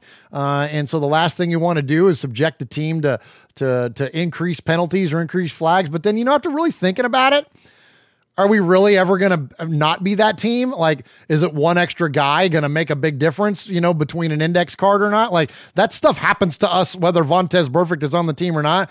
So I think I kind of found my piece with that element. And then, I said at the beginning of the show, I made that whole big rant about us being the villains of the league and us not being liked and us, being, walking that fine line of sportsmanship at times and the edge and pushing things. Okay, here's our guy. Like, that's we all finally right. got linebackers. You've been crying about linebackers for years. And that. And then we got Brandon Marshall and Vontaze Burfict. Both do different things. Vontaze Burfict doesn't cover very well, but he'll hit your butt off and he'll get in the lane. And then Brandon Marshall is actually one of the best linebackers in coverage. Maybe not hitting at the line of scrimmage, but he's one of the best linebackers in coverage. So I love the move. And I just can't wait to get them on the field. And here's a little theory. Antonio Brown, after he got concussed by Vontaze Burfict, he went a little crazy. So did it all happen from the concussion? I don't know. I'm just saying. The NFL, do you believe teams manipulate drama, meaning NFL teams that want to draft a quarterback or an offensive lineman, do you believe they possibly have investigative people on their team to find tweets or drama or videotapes of something bad of a player they actually covet? So hopefully they release that information, the media runs with it, then all the other NFL teams that are interested kind of get scared off, and then maybe that player falls to that team. So maybe they investigate players, and is it manipulated drama by NFL teams to maybe get the player they want or to have them fall in terms of money and position? Just a theory, just a thought. The answer to your question is absolutely 100% this stuff happens. Now, does it happen by a team wanting to devalue a player so they fall to them? That part of it I don't agree with. But what I do agree with is that do other teams do their homework and expose certain things on players to better their own position, to adjust their draft needs or whatever? Absolutely. I don't think that when you have this much money on the line, then you have this big of a deal going on. I mean, you're talking about a multi-billion-dollar industry with multi-million-dollar contracts on the line. People's legacies are on the line. When you have this kind of high-stakes event like the draft, yes, I absolutely think that these things, they're going through these players' history, and they are absolutely, they're scrutinized on every little teeny tiny thing that they do. So yes, absolutely all this stuff happens. Do I think it's done on purpose to detriment a player? Like, you got that one? It was that lineman's name that was shown smoking weed out of the thing. I forget what his name was. Laramie Tunsil. There you go. And it came out like right before the kid got drafted. Like, do I think that was done by the Dolphins or whoever it was that drafted him?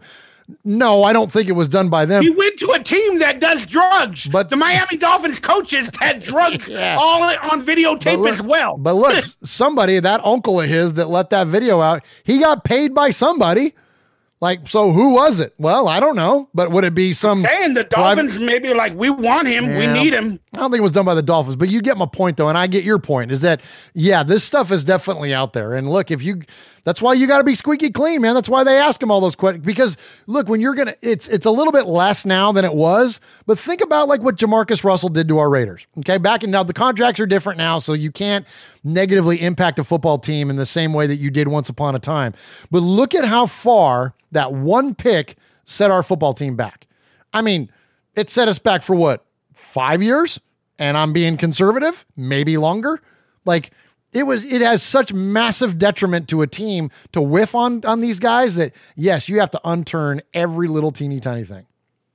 All right, caption this photo. This is from Antonio Brown's new YouTube channel. And in a series of video releases, he released 5 videos within 3 hours of last night at 2 a.m. But caption this photo. That's Bill Romanowski giving a massage to Antonio Brown at a workout with Derek Carr. I just picture him pulling the like the Jules Winfield line from Pulp Fiction and seeing like Romo to be like, you know, I'm the foot effing master. I got my technique down there. I don't be tickling or nothing. Oh my God. Remember that when he's talking about giving foot massages and him and Travolta have the big argument over whether there's anything erotic about giving a foot massage? I love that movie, by the way. That's one of my favorites. Yeah, there was a football coach that, you know, had some photos released of him and his wife and their fetish of feet. And I don't know if Bill Romanowski has one in this photo. Dude, you want to talk about craziness? Okay, Rex Ryan has a tattoo of his wife within a Mark Sanchez jersey.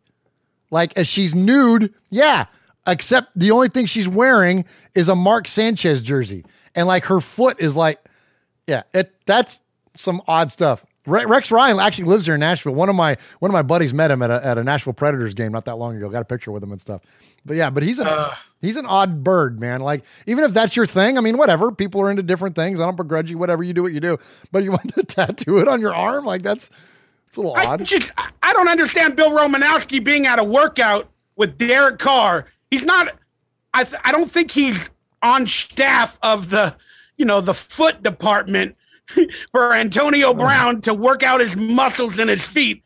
And why is Bill Romo out there? Is it for the publicity? I don't know. It's just very... Well, Romo, remember, man, Romo was the guy that was, eating shark cartilage and doing all that crazy stuff back in the day, man. He is a crazy workout guy. Like, he is one of the all-timers in terms of, like, self-care and optimum performance and all that stuff. So, I mean, it makes sense that he's doing that with AB. What cracked me up was the one where AB did the selfie of them in the steam room, and Romo was sitting down here like this, and as soon as it went on, like, he went up and puffed his chest out, sucked his stomach in. Did you see that? That was pretty funny. I haven't seen it yet, man. That was pretty funny. You'll love that. Look that up. You'll love that. Yeah, that was funny. You know what I did see? Is the new available Mondays with Mikey and Murf t-shirt with both our beautiful faces on it. Available in the description and down below. If you want to support the channel, all proceeds will go half and half to Murphy, to me, for whatever reason. But that's how somebody would look with our Mondays with Mikey and Murf shirt. That looks good, man. That guy's like me, like same waistline, same beard and everything, right? Mm-hmm. Yeah, I just wanted to let you know that's actually Jordy Nelson with a beard. I was joking about the waistline, by the way.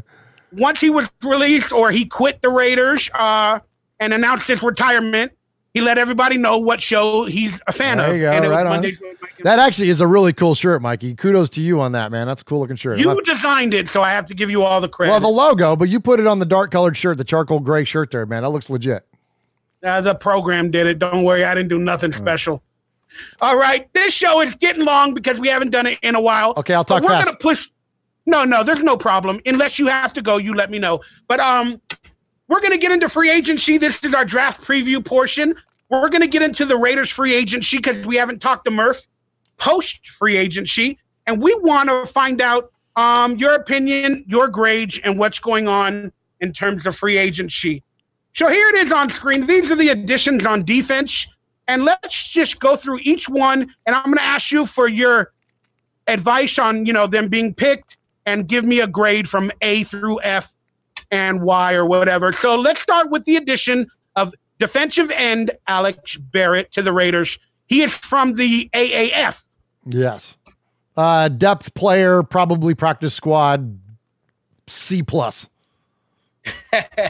All right. And then according to me, do you have any issues with losing defensive end Frosty Rucker? None at all. All right. And now the other biggest defensive end free agent that we signed this offseason, Josh Amaro. He's labeled as a pretty good run stopper. Give me your grade and your thoughts on Josh Amaro. Same grade, C+, depth player, probably practice squad, and losing Coney Ely does not hurt my feelings a bit. I love it how you added the words to me before I get to them. Saved us some time. Love it. Linebacker, Vontaze, the Enforcer, Burfict. Yeah, I'm going to give this one a B plus. I love it. For all the reasons I said a few minutes ago, I think he adds a much needed dynamic to that linebacking core. And, you're right, Mikey. I've been crying about us not having linebackers for however long. And the addition of him, the guy that we're going to talk about next to go along with Tier Whitehead, almost does the job to shore up our linebackers. So I like that one a lot. So B plus there. And losing Melvin, I liked Melvin and was rooting for him, but man, he kind of turned into a little bit of a whiner there, man. And that's not the Raider way. That's not going to ever fly with a coach like John I didn't Gruden. Put it on the field. I didn't do it for Raider Nation. I could have been better. Oh my God. Sounds like Derek Carr in his YouTube videos last season. I could have did better. My read didn't lead me to that player. Shut up. Own up to it and move on. Linebacker. Oh, give me the grade for Vontaze. Yeah, B plus on Vontaze. Brandon Marshall. I'm gonna give this one the same grade, a B plus. You mentioned he's great in coverage, which we need, and I think that, you had a veteran presence, you had leadership to that. That's what you need a linebacker, man. I think that just knowing as much as I know about him being a Raider fan and how he's played against us when he was a freaking Bronco, yeah, absolutely. I'm glad he's on our team and not on theirs anymore. So yeah, B plus. I'll give both the linebackers in tandem. I'm gonna give them an A just because we got linebackers in case we don't draft one. And them and Markel Lee, I think they can get it done. Cornerback Nevin Lawson, I forgot who he played with. It might have been the Detroit Lions or the Giants. I get them confused. I think it was the Lions. I think you got it right there. Yeah, so I don't know a ton about this guy, so we'll go with another solid C plus there. Again, I think that's probably a depth spot because one of the guys we're going to talk about later is going to do a lot more of the slot coverage. And then with Conley and Worley as your starting corners, he's probably a fourth corner at best, if not like a fifth. So so we'll just give him like a middle grade there. Yeah, Gruden said you need like at least 5 starting cornerbacks in today's NFL. So he was a starter for Detroit. But he's going to be competing with other starters, maybe even somebody we draft. So we'll see kind of where he shakes out, So we lost Rashawn Melvin, as you spoke about, and Leon Hall, the veteran. Thoughts on losing Leon Hall? Leon Hall has celebrated almost as many birthdays as I have, so I don't think we're in any big loss there on Leon Hall.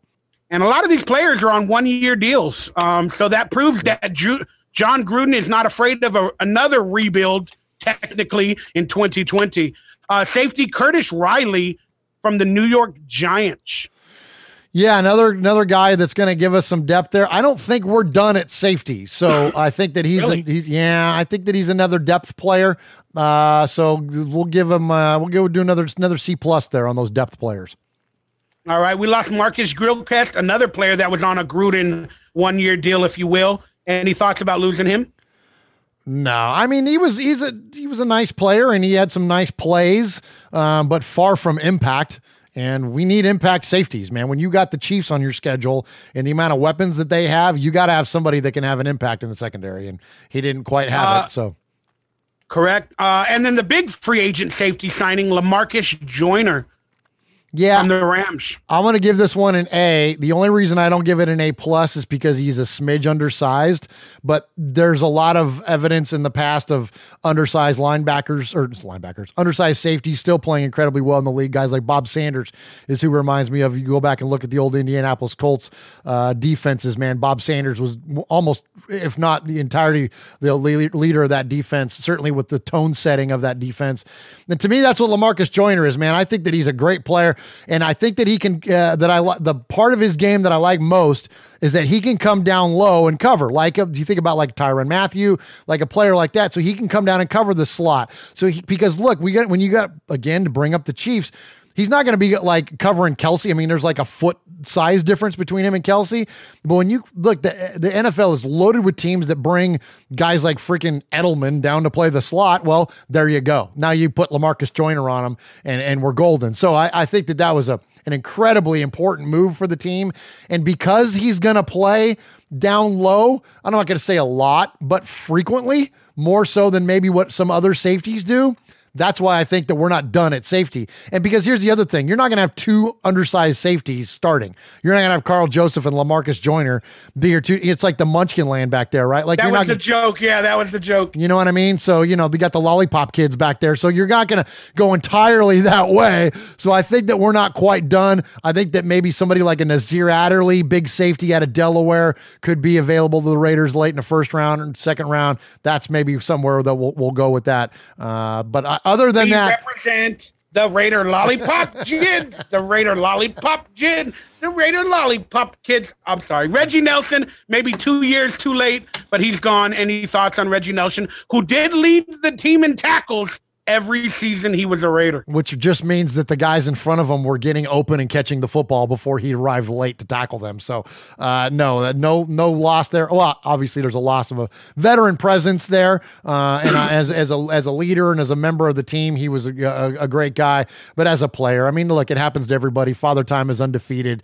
And we had the hashtag on our show this year. It was Cut the Nelsons. And sure enough, we did. Wow. A Super Bowl experience, Jordan Richards from the New England Patriots at safety. That's why I disagree with your opinion that we're not done at safety. I believe we got so many veteran safeties, at least on a 1-year deal, that I don't think they're going to draft one unless one is truly available at the position.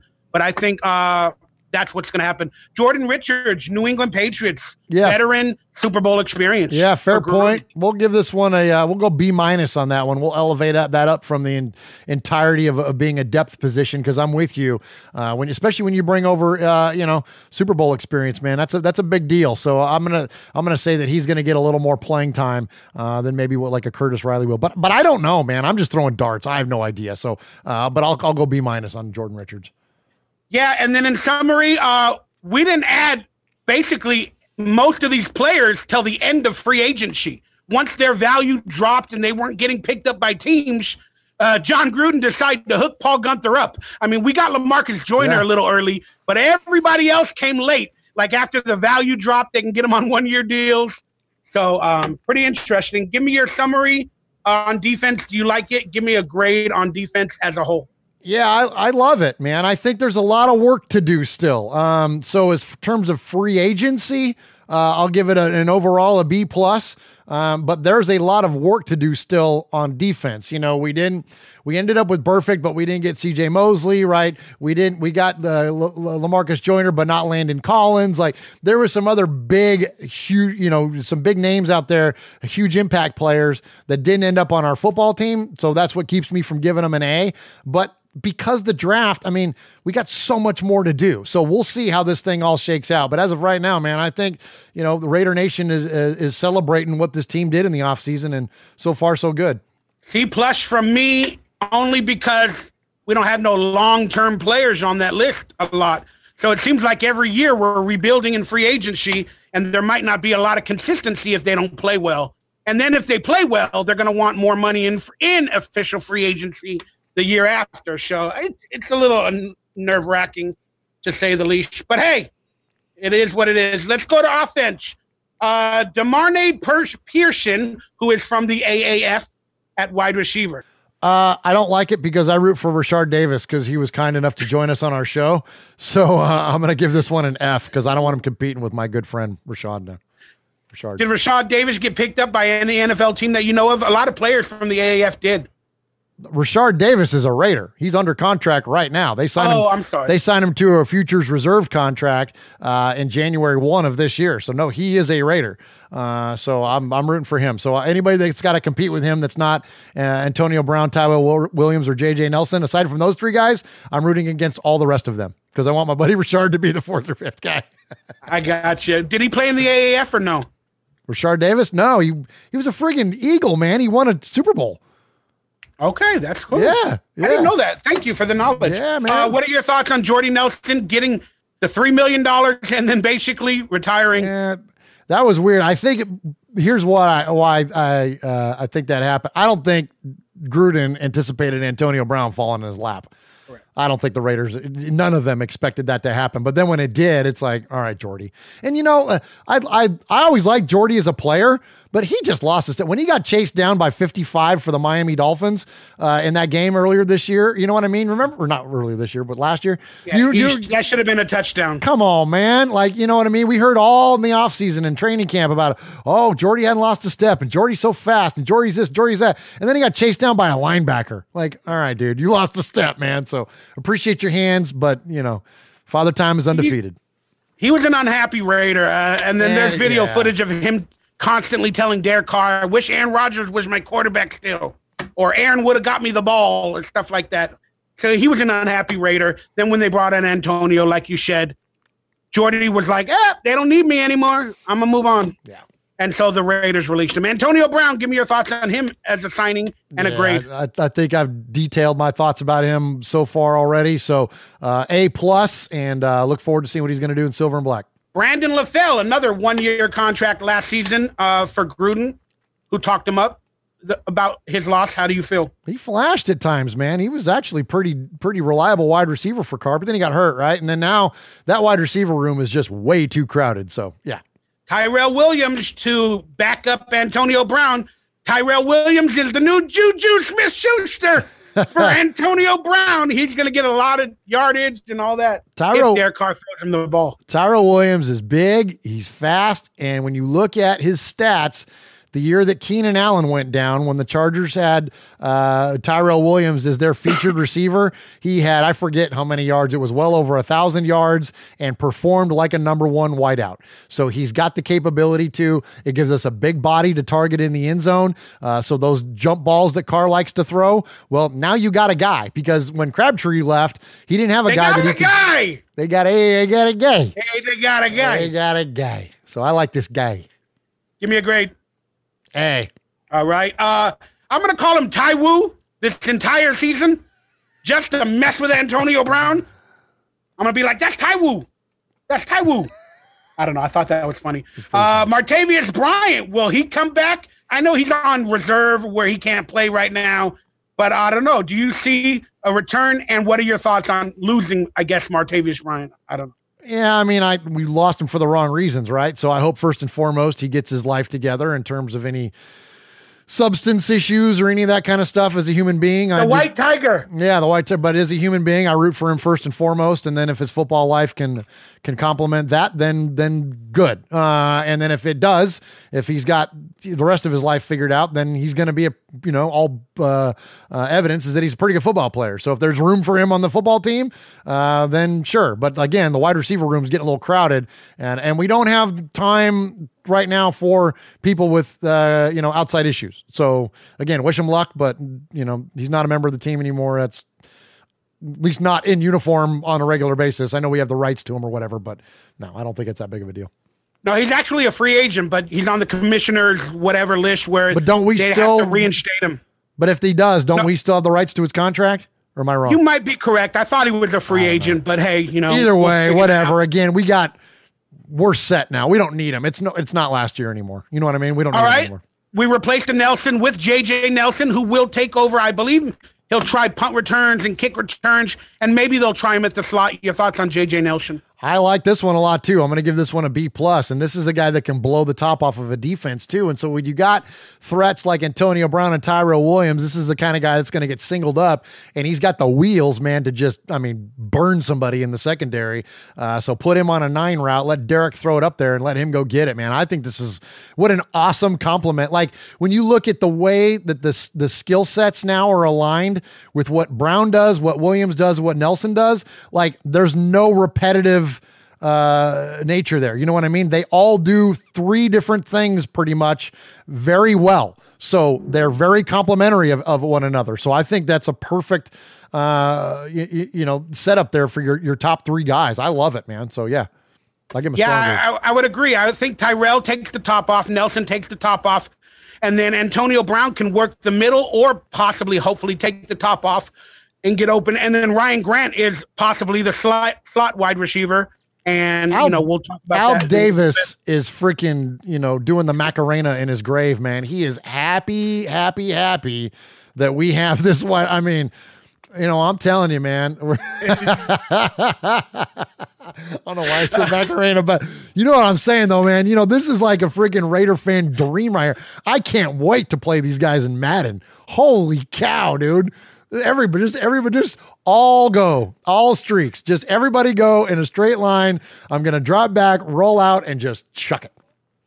All right, let's just quickly talk about Jared Cook. I'm going to miss the guy. I thought he created chemistry with him and Derek Carr. I'm going to miss him. I don't know why they didn't re-sign him. They could have got him for 7.5. I felt like that would have been a deal to stay with the Raiders. But your thoughts on Jared Cook? Yeah, I think that it was potential there for us to have him, but with the two Iowa tight ends in the draft, and then also Darren Waller, speaking of big, fast guys, Darren Waller, who is already on our roster as a tight end, is like 6'7" and runs like a 4.4. Like, the dude is, and he's got reliable hands for at least what little we saw of him last year. So, maybe the Raiders realize that they've got an emerging superstar in somebody like Waller. So they were willing to let Cook go for the big money, and then plus running back Isaiah Crowell. Sorry, I'm cutting you off. No, good. Please do it. Yeah, because I know we got to get going. I like Isaiah Crowell a lot. He's 26 years old, runs with some power, and I think this spells the end of most likely DeAndre Washington and probably Marshawn Lynch too. Correct. Losing Doug Martin, you think they might come back at Doug Martin after the draft? Nah, Dougie Fresh is gone. I think that he did well, man. It was nice to see him, but I think that he's just a little too old now, and we got too many other things going on now at running back, especially with Richard resigning now. Richard's a lock. Correct. Same question for Marshawn Lynch, man. Your thoughts on Marshawn? I wish he would have got the swan song that he deserved to say goodbye to Oakland in one last season. I don't know if he's going to get that opportunity or not. I still hope for it. But again, signing Crowell, man, there's not a lot of room there. We'll see. What's the grade for Crowell? Man, that's a good one, man. I think that's a quiet good one. I'm going to give that one an A-. Yeah, I like that one too. Trent Brown, the highest paid player in the NFL. Is he left tackle or right tackle? But give me a grade. Let's talk about him. Well, it's the big show. It's the big bad show tonight. So I think Trent Brown is going to be one of those, like, remember when Big Show first started coming around, he was like 6'8", 300 pounds. And by the time that he retired, he was like, he's 7'4", 500 pounds. He's the largest human being to ever walk the face of the earth. You know what I mean? And I think that's what Trent Brown is going to be. He's going to continually just get bigger and bigger as we go on. So, man, I think you don't sign a guy like that and pay him all that money to have him not be left tackle. So I think that means that our buddy Colton Miller kicks out to the right. And I don't know what happens from there because we need guards, but you ask for a grade on these things, give me an A+ on that one, man. I love the idea of us having a young, big, championship left tackle to protect Derek Carr for the entirety of the rest of his Raider career. All right, so there you go. You spoke about the missing guard, and we don't know who's really going to play there for Kelechi Osemele. Your thoughts on losing KO? KO just got a little too expensive, a little too late in his career, and they had one too many whiffs last year. I think that some of it was injury driven, and I wish him the best because I loved him as a Raider. He was a great Raider. He fit the mold of what we love about our team, being scrappy and the attitude that he brought to the line. But you got to move on, and so I think they're going to draft a guard. There's a lot of good guards in this draft, so. Yeah, that's interesting, man. We're going to talk about that in a second. Offensive lineman Jordan Davi, I forget where he's from. He might have been the Cardinals as well or the Giants, but he might be the replacement for KO, but he is a veteran. So what are your thoughts on Jordan Davi and a grade? Yeah, I'll give him a C+ there. I think that's a depth move there. All right, losing Donald Penn officially. Your thoughts on the big Donald Penn? Unfortunately, I'm only going to ever remember Donald Penn. Well, not only, but for the most part, when I think of Donald Penn, the first thing that comes into my mind is Trent Cole going by him and sacking Derek Carr and breaking his leg. And unfortunately, the only sack that Donald Penn gave up all year long, but it cost us a playoff run. And, Donald Penn fought fans. He held out. He did all kinds of funky stuff in his Raider career. And it all started the minute Marshawn showed up and they teamed up. Yeah. I don't know. Did I touch that? But he Father Time is undefeated, man. Like that's the bottom line to a lot of these moves is that players get old. You know what I mean? You can't perform like you did at 37, like you did at 27. You know, I mean, it's Did you see the story of Donald Penn doing an interview and exposing Marshawn Lynch? And then he said that Marshawn held him accountable and got revenge. Yeah. For what Marshawn or Donald Penn did. Do you think Donald Penn might have got revenge against Derek Carr for possibly stating, I only kneel for God and not kneeling? I don't know. It's interesting. No. They could have been hand in hand. No, I don't think any of that. You said that he let him get by him on that sack. He didn't let anybody get by him, and that was he whiffed on the. That was the injury game you're talking about. That was the injury game. Yeah, no, I don't think he ever intentionally let his quarterback get sacked. No, I think he got beat on one play for the one time all year long he got beat. But unfortunately, that one was the one that broke Derek Carr's leg. In terms of the Marshawn thing, I went back and found that play and watched it. And look, Marshawn does, because Donald Penn tells the story that Marshawn had green grass, but instead he came up and ran up behind Donald Penn and said, see, I told you I was going to knock your ass over. And everybody went, oh, Marshawn gave up yards and didn't take the green grass just so he could prove a point. And that's the dysfunction. That's the dysfunction of the team and blah, blah, blah. It wasn't like he had freaking like endless green grass to a freaking touchdown. It was going to be forced out of bounds, and there was a safety coming over that way anyways. And then frankly, when you look at it, he ends up converting the first down and probably still gets more yards by knocking Donald Penn's big ass out of the way. I don't remember. I'll have to go back, but I found it. I'll send you a link to it. But it's not this crazy conspiracy thing that people like to make. That people got too much time on their hands. They need to get the football season needs to start, because that's when all this stuff goes away. All these silly stories. Yeah. Real quickly, in the Washington game, with the controversy, Donald Penn the man beats Donald Penn on the first 3 plays. I don't know. You can read into that what you will. Watch that game again. All right, let's move on to the quarterbacks that are replacing Derek Carr. Mike Glennon and Landry Jones. Give me your grades and your thoughts on the veteran quarterbacks you brought in. You see this neck, Mikey? Yeah. That's a B+ neck that I got here. Mike Glennon's got an A+ neck. So on neck alone, I think that we've definitely upgraded. That guy looks like a freaking giraffe. I thought this was proof of these veteran signings. They're maybe not Rich Gannon or to replace Carr, but they're there for veteran leadership, and John Gruden likes resurrecting quarterbacks from the past, and he brought in these people, and I think that just proves they're not really trying to draft a quarterback. Landry Jones. Yeah, same. Exact same thing you just described as exactly what you're going to get with Landry Jones. Yep, rounds out the room, shortens the learning curve. Antonio Brown. There you go, connection there, absolutely. Maybe he can control Antonio a little bit. I don't know. Or teach Derek Carr how to deal with Antonio. The coaches only get so much time with the players, but there is no rules in terms of player-to-player interaction. And the more players that you can bring in that can help share and teach and coach the staff's message, that's why you do this kind of stuff. That's why Reggie Nelson hung on for so long, because he was there for more than just football reasons in terms of play on the field. And that's what you get with these kind of guys. So absolutely, rounds out the quarterback room, and it's a good move.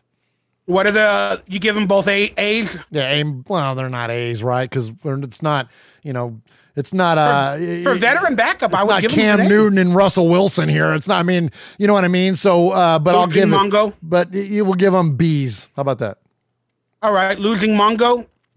I never liked Mongo as a center, obviously, because he used to snap the ball over people's heads. But as a guard, I thought he did great as a fill-in. But he's not a starter, though. So, it hurts a little bit because it definitely loses some depth. But we're getting ready to draft all that depth, so I don't think it hurts us that bad in the long run. All right, Ryan Grant grade, and then losing quarterback McCarron. Losing McCarron, no big deal. Grant is going to compete with my buddy Rashard Davis, so that's an F.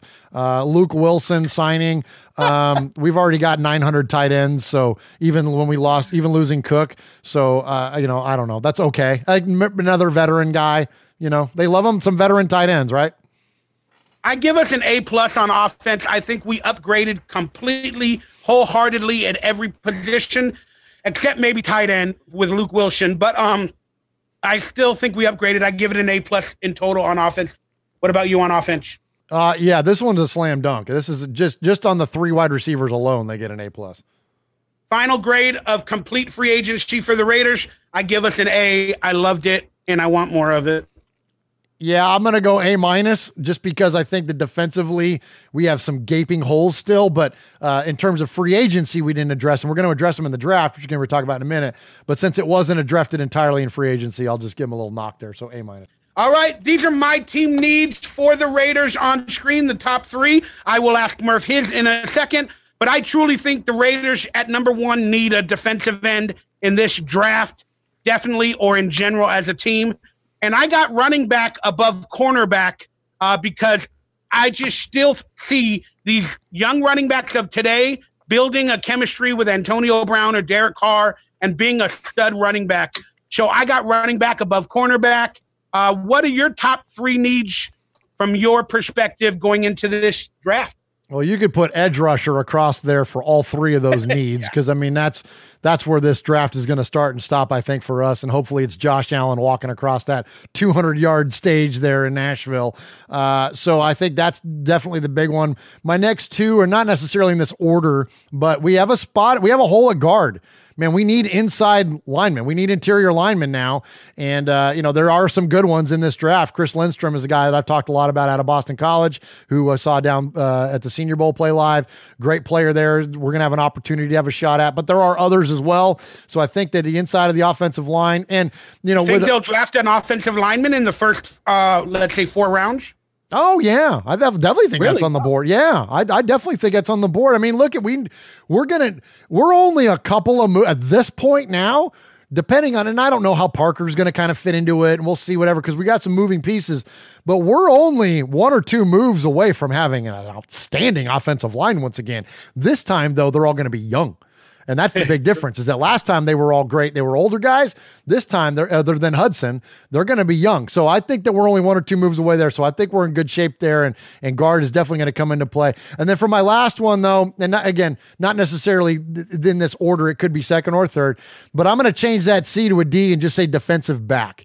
Because in the way that the defenses are played nowadays with these hybrid type safeties playing like Jordan or like LaMarcus Joyner, where they kind of do multiple things.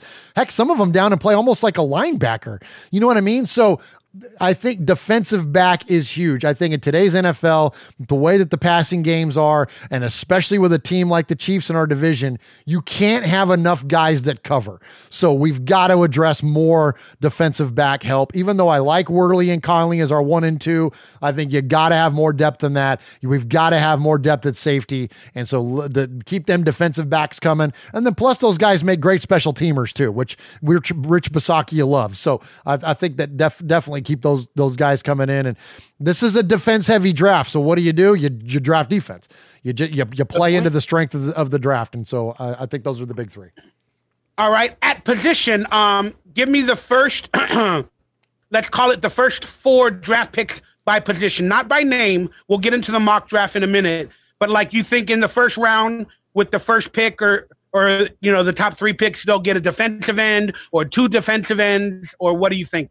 Well, I think that we're going to go defensive end, defensive back, and then offensive line. This is just Murf fan theory. I don't know anything. Give me the 4th pick too, because the second round is like the first round. It's kind of right in the beginning.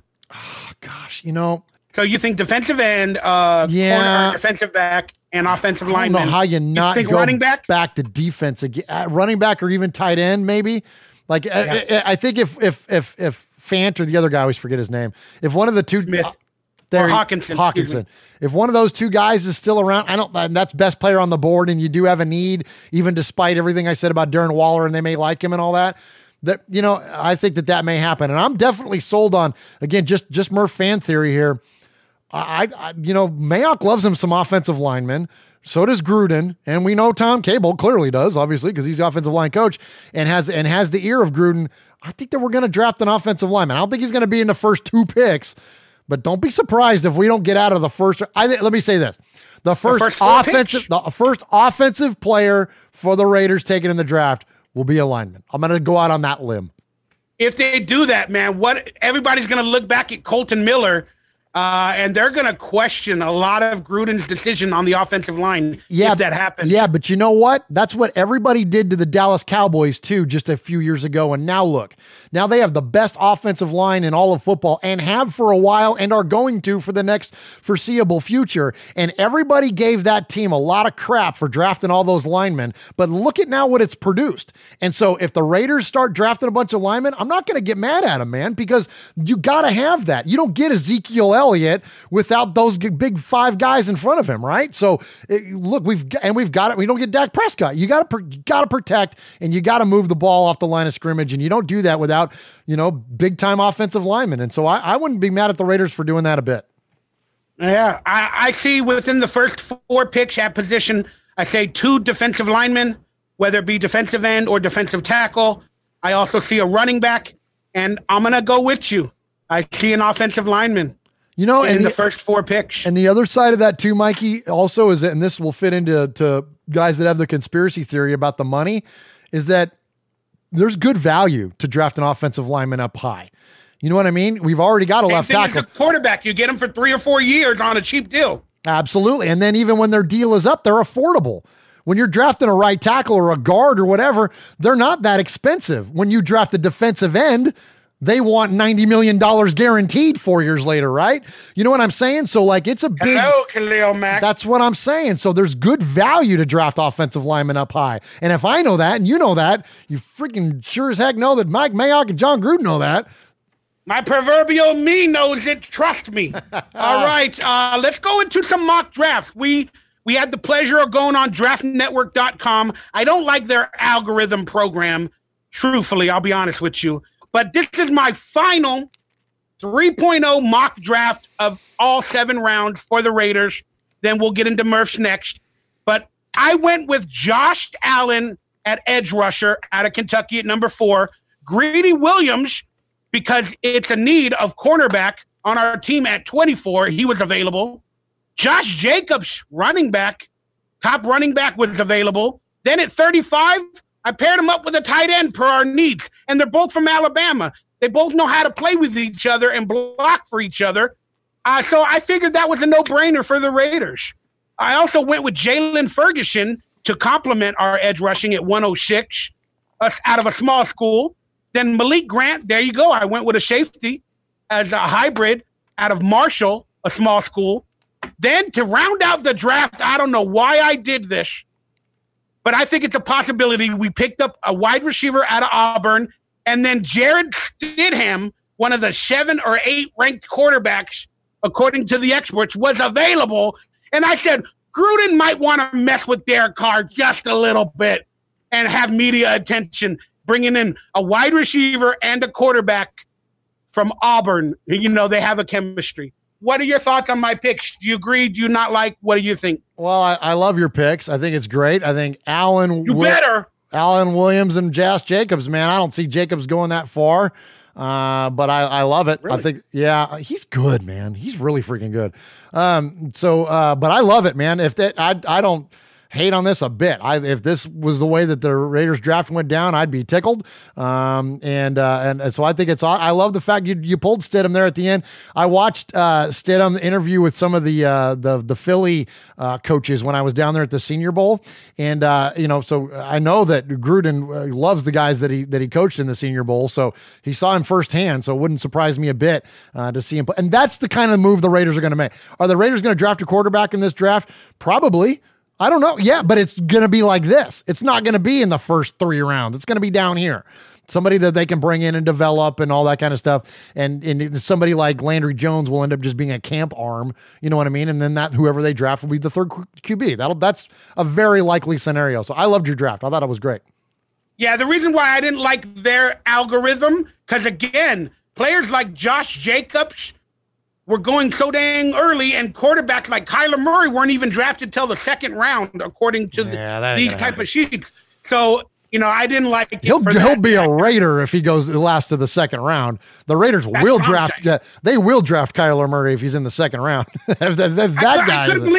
I couldn't believe Jared Stidham was available in the 7th. I'm like, you know what? I'm just going to do it for fun. Because Gruden will draft a Jared Stidham who we worked with at the Senior Bowl or met or whatever in the 7th round just to mess things up. So there it is. All right, let's get into Murf. You talk about your draft. So let me preface my draft by saying this, that I don't think this will happen because, look, if I think the Raiders are going to trade out of that spot, unless it's somebody like Josh Allen. Now, if Josh Allen's the man and Josh Allen is there at 4, then I think it's a move for the Raiders. But if for some reason that, Kyler Murray is not taken and Josh Allen and Joey, I don't even mix them up. Nick.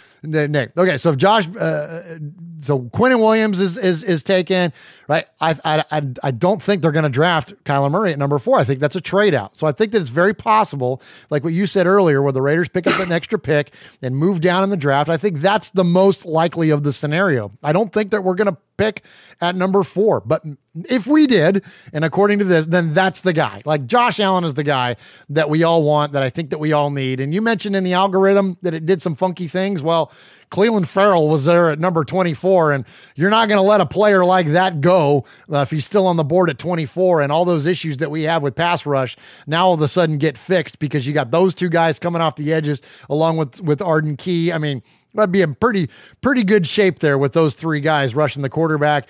Then Adderley, I mentioned defensive back is a need. And then there he was at 27. Now, here I got done saying just a couple minutes ago about all how I think the Raiders are going to draft an offensive lineman, but I didn't take an offensive lineman until 106. But because you're talking about these players that were still there, it's hard to not draft. And Penn State, they went to Penn State.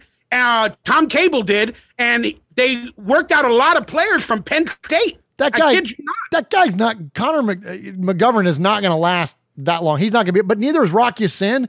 Like Rock Ya-Sin, and again, another player. I want a player named Rock Ya. I want a player named Rock Ya. Heck yeah. We will rock ya. Rock ya. Oh my, and his last name is Sin. Yeah, Sin City. I'm telling you, the symmetry is too much. They can't resist. And Gruden coached him at the Super Bowl. Like, that guy's no way he's going to be around but if he is, the Raiders will probably take him. But anyways, and then Keyshawn Johnson, Fresno State for our Fresno State quarterback. Carr. Elijah Holyfield, just because I love boxing. And then Austin Bryant, because he went to Clemson, and that's why. Yeah, and the reason I circled it is because Fresno State, the connection maybe with Derek Carr, and he would love to have a young player to have on his team. And then in a weird way, Gruden did not like Keyshawn Johnson from Tampa Bay. And this way he can make a Keyshawn Johnson a star player under Gruden. Keyshawn 2.0, buddy. Keyshawn 2.0. And then Clemson, the both edge rushers from Clemson. So they have a chemistry. They know how to work together. And maybe they'll bring that Clemson defense edge rushing ability to the Raiders. So I truly enjoyed your draft. That's why I circled those players. Well, very interesting. When you watch a national championship games, it's like you look at these guys and you're like, all right, any of those guys could be Raiders. When you're watching the defenses of Alabama and Clemson, it's like, all right, just give us all those guys, please. Yeah, and then in the late rounds, for players that are considered bust most of the time, or they don't make NFL rosters, you might as well pick players in the late rounds from big schools that had good competition, because they might at least become backup depth, if not a starter, because they had better competition. That's why you see so many SEC players in the NFL, man, because that's where the best players are. I mean, not that there's not other good teams in other conferences, but there's a higher concentration of good players and depth in the SEC. And so you're absolutely right. If you're going to take a flyer on a guy, you're going to take a flyer on a guy from Alabama and not a flyer on a guy from Utah. All right. There's 3 questions on board. Is Derek Carr in the hot seat? Will Gruden draft a quarterback? And will Gruden trade up or down or even a player? I think we kind of answered these already. Yeah, yes, he's on the hot seat, but not on the hot seat. Like, I think there's pressure on him to perform, but I don't think that it's unnecessary or undue pressure. Like he's got, going to be necessarily playing for his long-term job. As long as he goes out there and beats Derek Carr and with the people that he's got around him this year, he's going to be just fine. Will they draft a QB? Yes, but it will be late. And will they move up or down? Yeah, they're going to move down. If the draft works out to where somebody like Allen isn't available at 4, I think it's entirely possible and a likely scenario that the Raiders move down.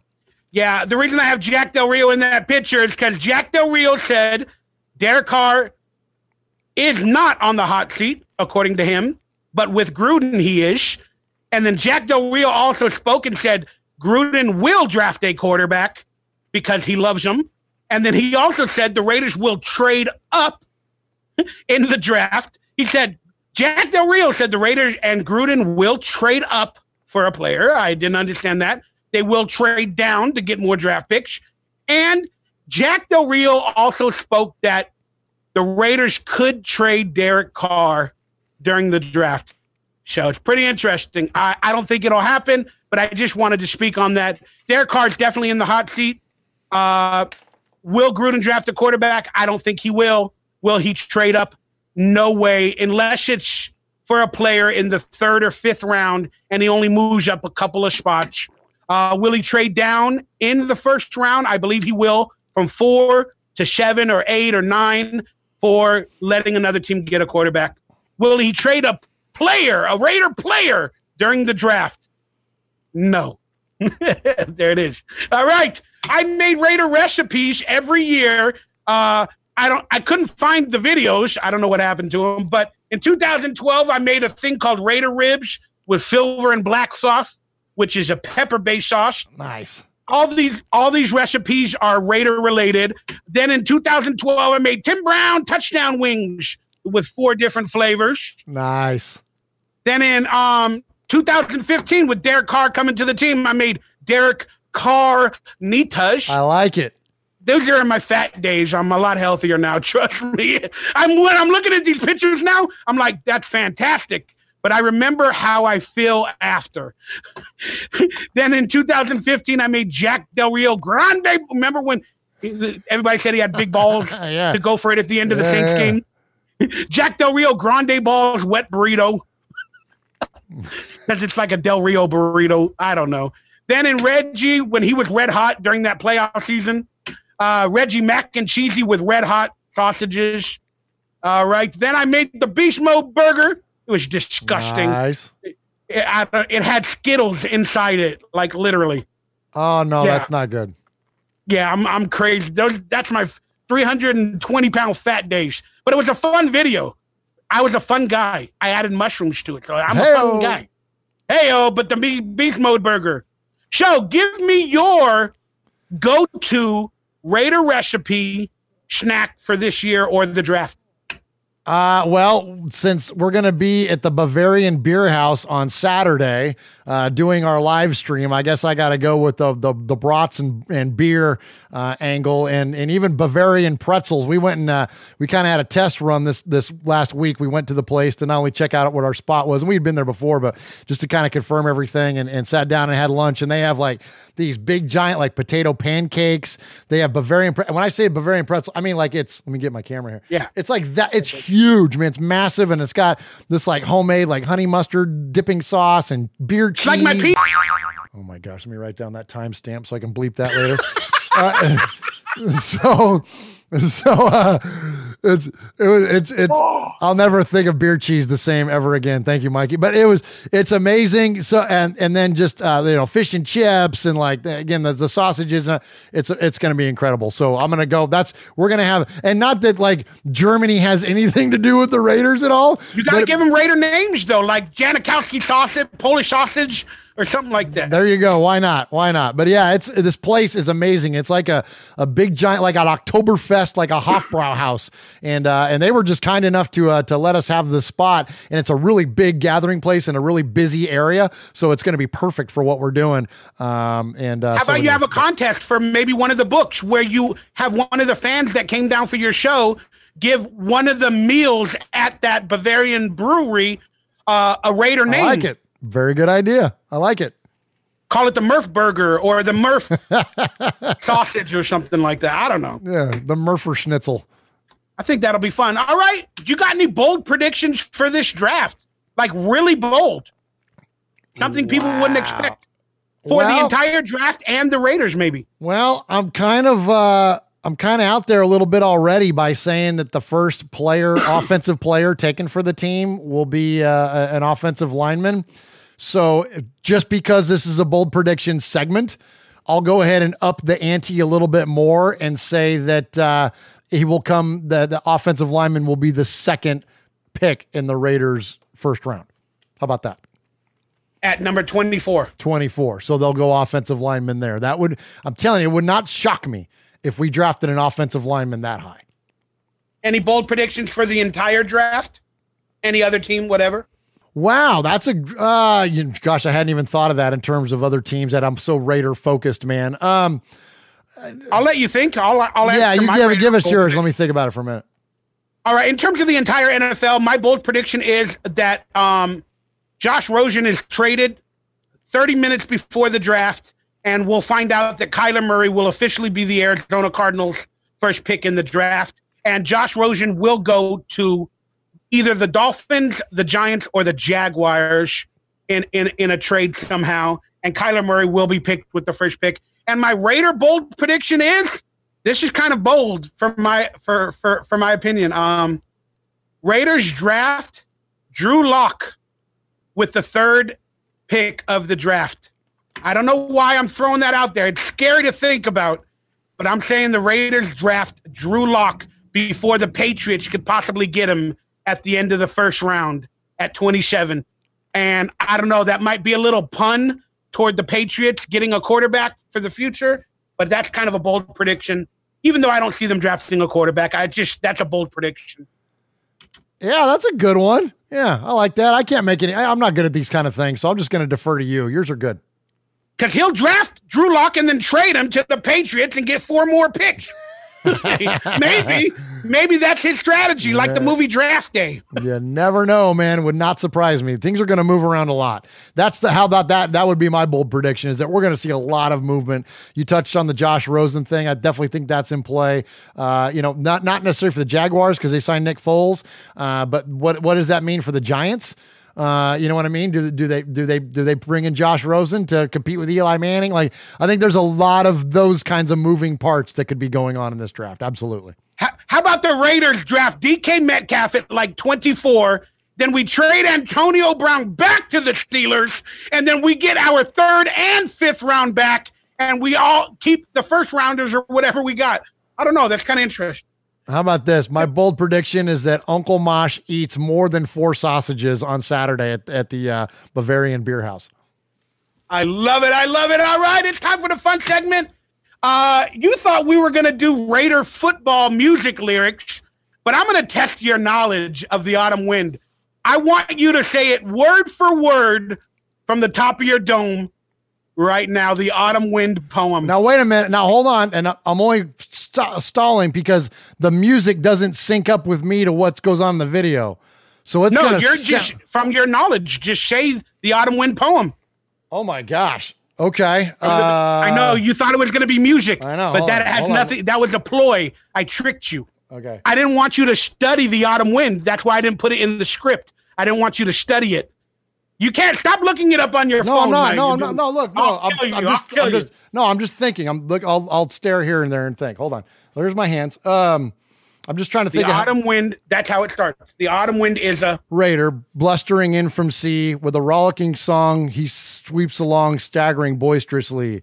His hat is weather beaten. He wears a hooded sash with a bristling about his head. No, wait, with a bristling black mustache. No, it's a pirate. It's not the Autumn Wind is a Raider. The Autumn Wind is a pirate blustering in from sea. That's what it starts on. I love watching you. Rolling song, drinks. His hair is weather. His head is weather beaten. Wears a hooded sash. The blistering head of breath, the blistering black mustache. He growls as he storms the country, a villain big and bold, and the trees all shake and quiver and quake as he robs them of their gold. For the Autumn Wind is a raider, pillaging just for fun. He'll knock you round and upside down and laugh when he's conquered and won. Did I get it? I mean, well, there's no proof. You had a few mistakes, but I just wanted to see you struggle, and there it is on the screen. I just wanted to see you struggle. I just thought it would be hilarious. Hold on, wait. Blizzard from Rolling Song sweeps along, swaggering boisterously. His face is weather beaten. That's what I missed. His face. So there it is. Let's say it together if you don't mind. Just maybe we can use this clip in the future. We'll do it on the count of 3. 1, 2, 3. The autumn wind is a pirate. Blustering in from sea. with a rollicking song. Hey, we'll do it line by line because it's cutting us off. Yeah, I know. I'll start. You go. On the count of three, we'll do it line by line. 1, 2, 3. The autumn wind is a pirate. Blustering in from sea. With a rollicking song. He sweeps along. Swaggering boisterously. His face is weathered beaten. He wears a hooded sash. With a silver hat about his head. And a bristling black mustache. He growls as he storms the country. He's Antonio Brown, a villain, big and bold. And the trees all shake. And quiver and quake. As he robs them of their gold. The autumn wind is a raider. Pillaging just for fun. He'll knock you round and upside down. And laugh when he's conquered and won. You have to know this poem, everybody. Okay, you guys can use that clip for your autumn wind videos because they're Raider Vision and Raider's Voice and a bunch of other Raider video makers are making multiple videos of Raider fans and Raider video makers saying the autumn wind line by line in their videos. Any of you are free to use me and Murf, I'm sure, saying the autumn wind for your videos in the future. Cool, man. Gosh, getting put on the spot, man. It's like somebody tells you, like, say a national anthem. And you're like, oh, like you just say something that you just know, but you get put on the spot and it's hard to think of it. Took me a minute. That was good, Mikey. Don't apologize for yourself, brother. You made a mistake. Now own up to it. No, I got it. I know you did. I got it. No, I got it. Trust me. It just took a second. I would have failed too. I would have failed too, but I put you on the spot, brother. I had to think about it, man. That was good. All right. Your favorite draft moment that you could ever remember watching or witnessing or whatever. Do you have one? Yeah, I don't remember what year it was, but the year we drafted Rolando McClain, me and Uncle Mosh and my brother and some other friends of ours went to a Buffalo Wild Wings to watch the draft, and they did trivia, like a contest kind of thing during the draft. Like every few picks, they had a trivia question, and we went undefeated and won it, and that was pretty fun. Wow. Yeah. It was pretty cool. So I forget how many questions. There ended up being like 25 or something like that, and we got every single one of them right, and we won the thing, and we won like a bunch of shirts and like a gift pack with like a bucket with beers and gift cards and all kinds of stuff. It was pretty cool.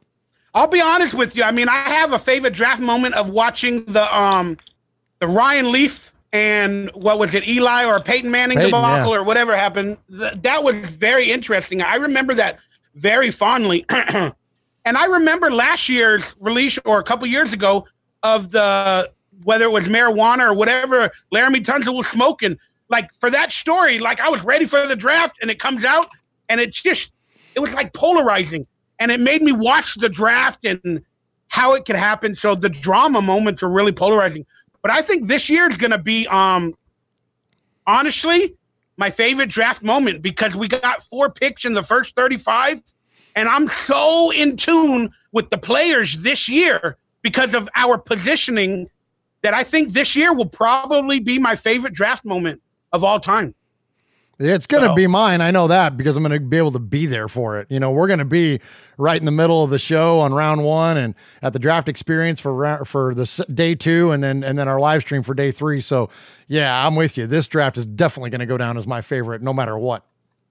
All right, Raider, Pirate 1975, a fan of your show, my show. He wrote, I hope you rap better than you read poetry, Murf. Sweep the Chiefs. So did he do a juju on you? Did he get a dig in there? He might have. I don't know. I mean, I wasn't reading anyways. I was going off the dome, as the kids say, trying to remember the autumn wind. And then when you and I were reading, I don't know if people realize there's a little bit of a delay. And then also if you and I talk at the same time, we cancel each other out. So it's kind of hard for us to do a joint thing on this. So I'm going to ask for some grace, Pirate 1975. Yeah, I think he meant early on, not when we did it together. He probably thought you were reading or whatever, but that's very funny. Thank you for supporting the channel. And real quickly, I just want to tell everybody for this year's draft, please record your reactions before the draft pick. Please upload it, email it to me, whatever. I really want to put together a video of us Raider fans with us reacting to at least the first 4 picks. Love it. So please email me, email Murf, or make a phone call right after to Murf Fan Cave or to my rant hotline or both. But, give us some information on how you reacted to the pick. All right. And in summary, Mondays with Mikey and Murf will be back next month, I believe on May 20th, 2019, for our next off-season monthly special. Oh, there it is. He wrote it on screen. There's Murf's Fan Cave number to react and give your opinion on the draft picks for Murf's Fan Cave. Take a picture, write it down, remember it. We don't give a thing. But May 20th, me and Murf will be back. And then hopefully during the season, it will be every Monday. Thank you very much for the fans. We got a lot of new fans. Last month's video got like 6,000 views almost. Wow. Which is very, because it was Antonio Brown signed, so it brought a lot of people to us. Right but on. there it is. This is Mondays with Mike and Murf. Say goodbye to the good people and let them know where they can find you and what's going on again, Murf. Well, goodbye, good people, and thank you for joining us, as always, here on Mondays with Mikey and Murf. You can find me at RaidersFanRadio.com, MurfsFanCave.com. Most importantly nowadays, if you could please subscribe to us on our YouTube channel. That is youtube.com/MurfsFanCave, MURFS Fan Cave. And I'll tell you something that I didn't tell you at the beginning of the show. We're taking donations essentially for the Bolitnikoff Foundation. Now, the way that you support us, it's very easy and it's very cool for you. That in our videos, you'll see a link there, and that link will take you to NFLshop.com, okay? And it will take you to the Raiders section of NFLshop.com. It doesn't cost you anything extra, but anything that you buy on NFLshop.com, we get kicked back a very small percentage of whatever it is that you buy. All of that money, we're accumulating all into one big lump sum, and we are going to donate it to the Bolitnikoff Foundation. That is our very own Fred Bolitnikoff, Hall of Fame wide receiver for the Oakland Raiders. His foundation has graciously going to allow us to present them with this check in person at the end of the year. So all of that money will be donated to the Bolitnikoff Foundation on behalf of the listeners of Raiders Fan Radio or the listeners of the Murf's Fan Cave network of shows, which includes this one, Mondays with Mikey and Murf. So please support us in that way. Subscribe to our channel, hit that link, and go buy stuff. And then we're going to give it all away to the Bolitnikoff Foundation on your behalf. So thank you for those of you that have already supported us in that way. You can also get these shirts, these Get Made t-shirts. Any of the proceeds from these shirts, same thing, all going into that hopper to all give to the Bolitnikoff Foundation. So, of course, we're going to pay for the shirts themselves, but after that, everything that we get from it is all going to go to them. So there's nothing wrong with making money and doing what people do with these channels and their content to make a living. That is nothing wrong with that at all. Thankfully, we're in a position where we don't have to do that, and so we're going to give it away. And so support us in that way if you would be so kind. It really goes to a good cause. If you don't know about the Bolitnikoff Foundation, it helps out with a lot of disadvantaged youth, a lot of at-risk females out there that were at risk of domestic violence or substance abuse. It gives them safe places. It's just an amazingly wonderful foundation and group of folks. And so help us, help them. Go and buy stuff, and we'll all do it together in the name of Raider Nation, man. This is all from the fans. This is not some corporation or anything like that. This is all from you. It's from me, and so support us in that way. And thank you to all those of you. We've already had a nice little bump of money that's come in, and so we're so thankful to all of you that supported us already so far. So thank you. Yeah, I don't like buying anything on NFL Shop. I'm a little salty about them, but out of respect and 100% respect for you and what you're doing, moving forward on every single one of my videos, will copy and paste your link and the information in every single video here on On Air Nation. Thank you. Out of every single video, I will post that and hope that a lot of Raider Nation reads it, and I will talk about it in future videos, and hopefully we can raise some money for you as well. All links to his stuff will be in future videos, and all links to his website are in this video, and that's what I think I can do for Raider Nation. because I'm financially struggling, but I can at least do that and bring Raider Nation to your cause and Fred Biletnikoff as well. So, Murf, I want to thank you again for being a part of the show. As in life, you got the draft coming up. I just want to wish you the time of your life. Thanks, man. I am so excited for you, brother, to go to the draft, meet some Raider Nation fans, and you're going to experience a Gruden draft unlike nothing else has been seen in the NFL. And I am so excited for you, brother. And I can't wait to watch the footage and listen to all that stuff that you're doing. But please, Murf, it's a lot of work to do that for the fans. Don't forget to have a good time. Right on. Don't make it about the work for the fans. Make it about you having a great time. Seriously, Murf, I know how much work goes into making these videos, brother. Try to figure it out, but try to allot some time to be alone and just enjoy it with whoever you're with. Right on, man. I appreciate you saying that, Mikey. You know, much love to you as always, my friend. And when you mentioned about filming your reaction shots, that was a great idea. And I can't wait to film a reaction shot of me and Uncle Mosh and Aaron the Q-Dog Raider slam dunk in the middle of 200,000 people in the middle of Nashville, Tennessee, when the Raiders announced that first pick, man. And we will definitely send that in, and that'll be our submission to your video series on that. That's going to be awesome. And Mikey, I can't thank you enough, man. You know, I don't see you and talk to you as much as I normally do when we're in the middle of the season. So I never want to miss an opportunity to tell you thank you. That exposure alone, you know, you have a much broader base than what we do on YouTube. And so your support alone means so much to us. And your willingness to promote, you know, what our efforts are that's the Lord's work, man. You know, and I'm not overstating that. It really is important that people like you that have this reach, you know, let somebody like me have a platform to do that. So thank you very, very much for what you do. And of course, you know, you become a great friend, and can't wait to get this thing back going full time, man. We got the off season coming up here, but sooner than we know it, man, we'll be in September and doing this show every Monday, right? Yeah. Raider Critique said, thank you, Mikey and Murf, with a donation as well. And in response to that $10 donation, I will take all proceeds from today's show, which is around, after YouTube takes their 45%, I think I might have made $20-something after all the donations of today's show. I will definitely buy something or send you $20, I promise. And the Mondays with Mike and Murf shirt, everything that the Mondays Mike and Murf shirt sells for this month, you know, a month from now, will go to you, whether I send it through you to PayPal or whatever to give to the Fred Biletnikoff Foundation. Beautiful. Thank you very, very much. That's awesome. That's the least I can do, you know, at this time of need. Real quickly, you gave me back my life this time last year by creating a show with me, post all the NFL, the copyright, the lawyers. You kind of gave me back some solidity and creativity to produce a show. And now we got Raiders football talk. I'm not saying it's the best show, but like I can do that show for 3 hours every Friday, and I can get clips from it for the week. So I can get back to my real life Monday, Tuesday, Wednesday, and Thursday and try to create a career again and all that. But you gave me the creativity of making a show and talking that people will respect me talking about the Raiders. So you gave me all of this last year at this time. So my heart goes out to you, and I love you, brother. Man, absolutely. Feelings mutual, my friend.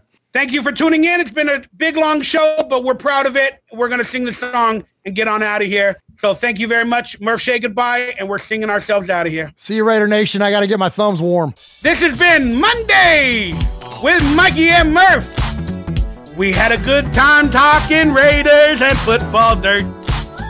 This was the Raider Draft Special Free Agency Review. It's Mikey, Raider, and Murf. We do what we do. This is Mondays with Mikey and Murf.